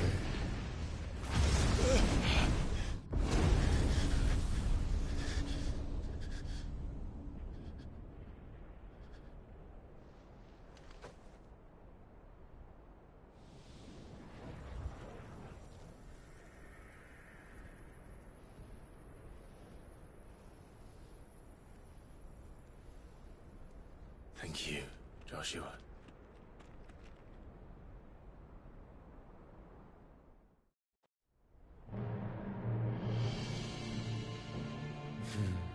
One can no more command the power of ether by drowning in its flood than one can constrain the tides by standing in the sea. I had thought Hugo wiser than this, but it seems his head was full of rocks after all. Titan was strong. Your Majesty. But Mythos is stronger. For 5 years, that man lived only for revenge. Clinging fast to a fiction, even as it swept him into the abyss.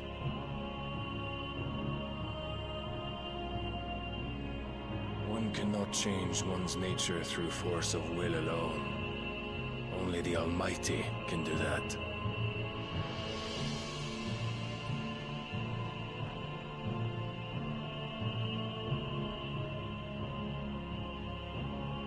Hugo Kupka, the man who gave his life for a woman's head. A fool like all the rest.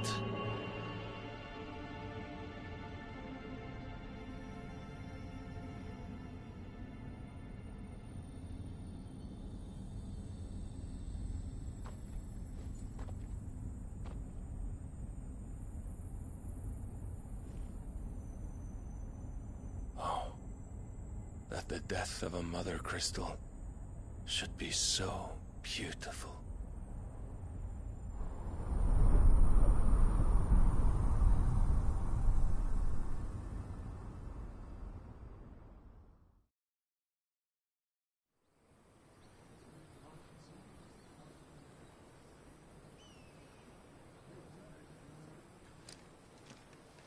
Some medicine, my lord?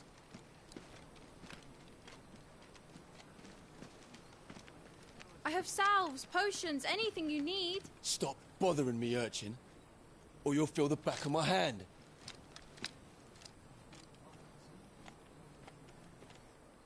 You must consider your health, my prince. If a show of force is needed to keep the Dalmex at bay, you may trust in your dragoons. I beg you to call on Bahamut only as a last resort. His strength comes at too great a cost. The Empire agreed to an armistice with the Republic, and yet the Emperor still plots its ruin. For now, the Dalmex suspect nothing, and as long as I can hold their gaze, war need not be inevitable.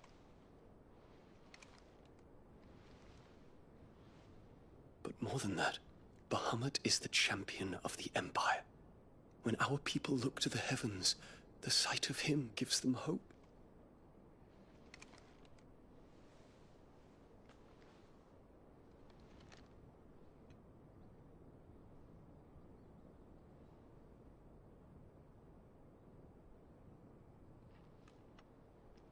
Forgive me, Terence.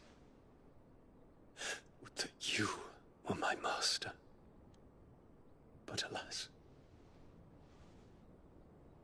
I will always be your loyal servant.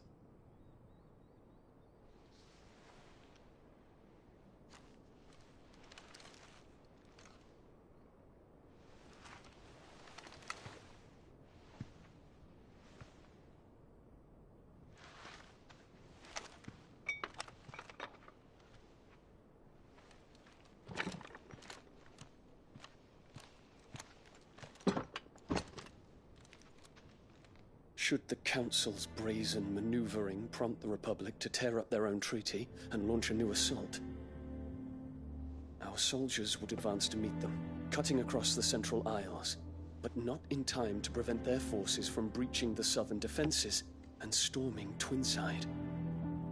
And so the capital would become a battlefield.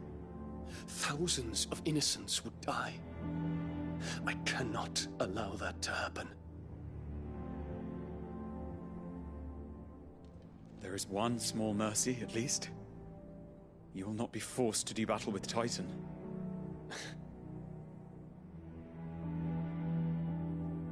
Would that I could avoid doing battle at all.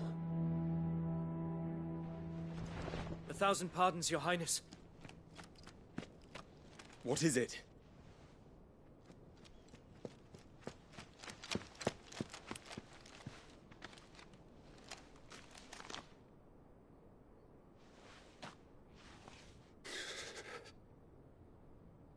Olivier has been made Emperor. What is the meaning of this? My father's orders. What were they? Quickly! Yes, Your Highness. His Radiance requests that Your Highness maintain position here and... Ah!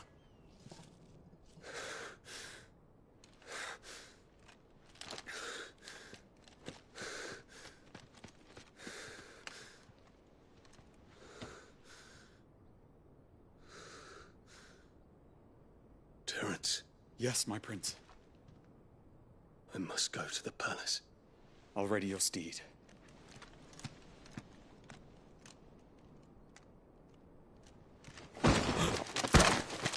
What is it now?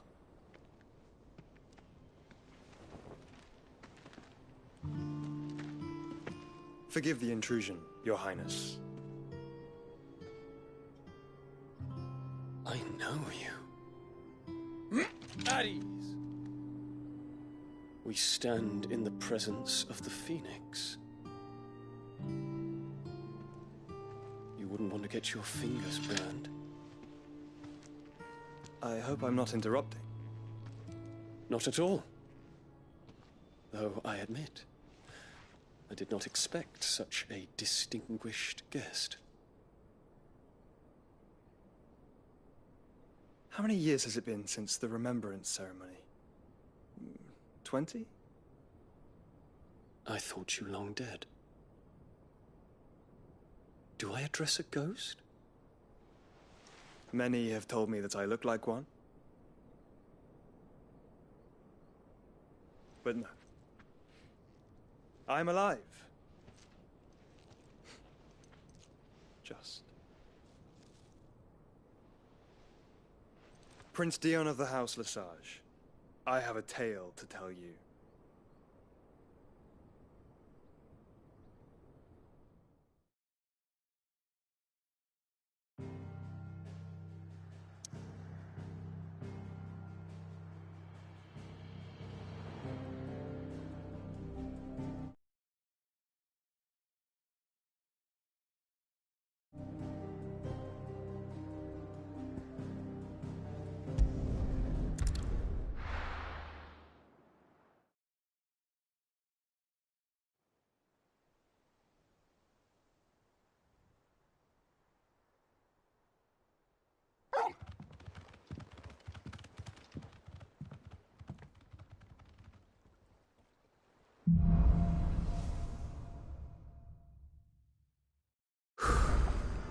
I'd better give Otto the good news.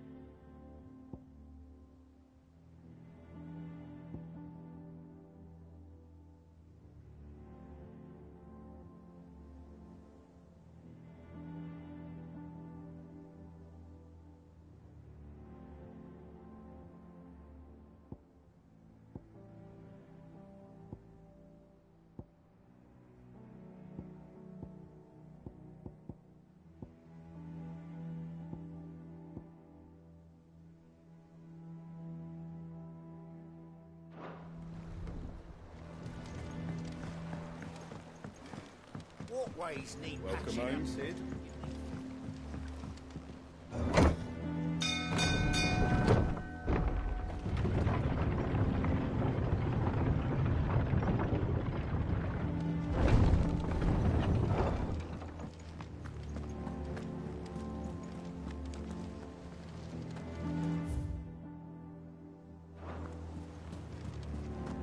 What became of Kupka?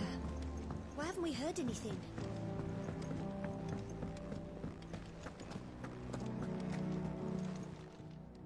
And what can I do for you? Go on then.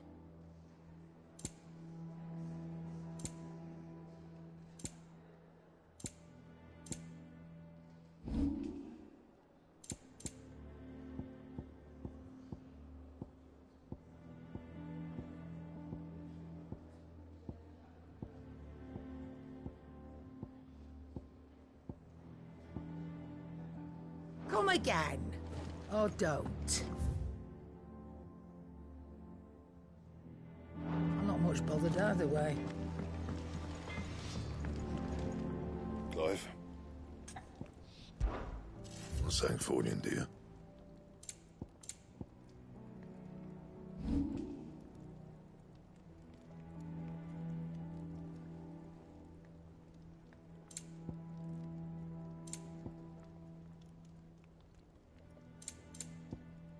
Anything else?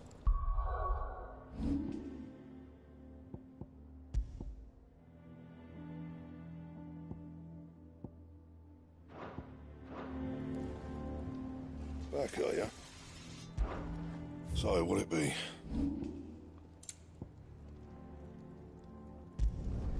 You can thank me later. Not my best work, but it'll do. Anything else?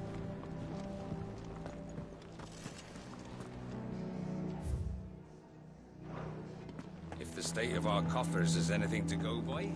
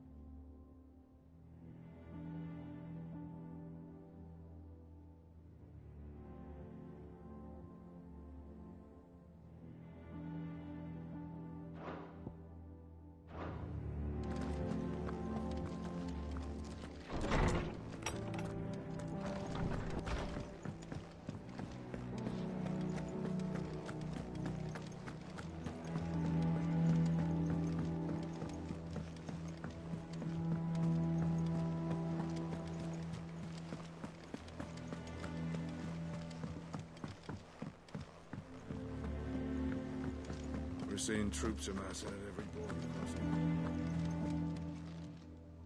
Oh, I wasn't expecting you back so soon. All yours.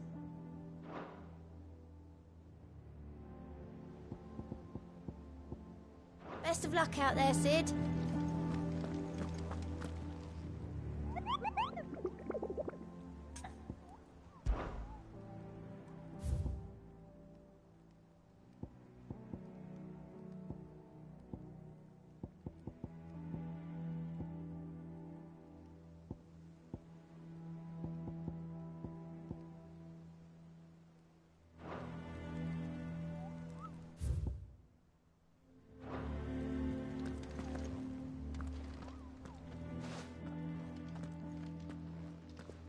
Clive, you're back.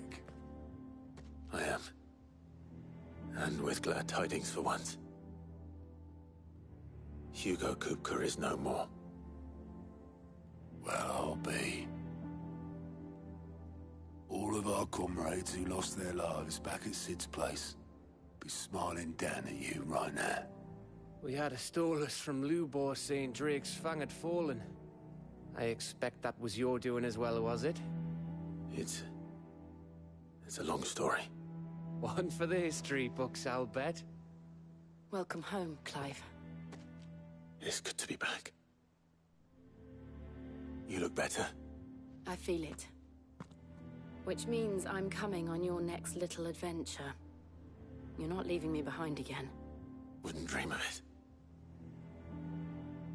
Otto, any word on the Royalist movements since I've been away? Shouldn't you be putting your feet up? If you really want to know, go and have a word with Vivian. Thank you. I will.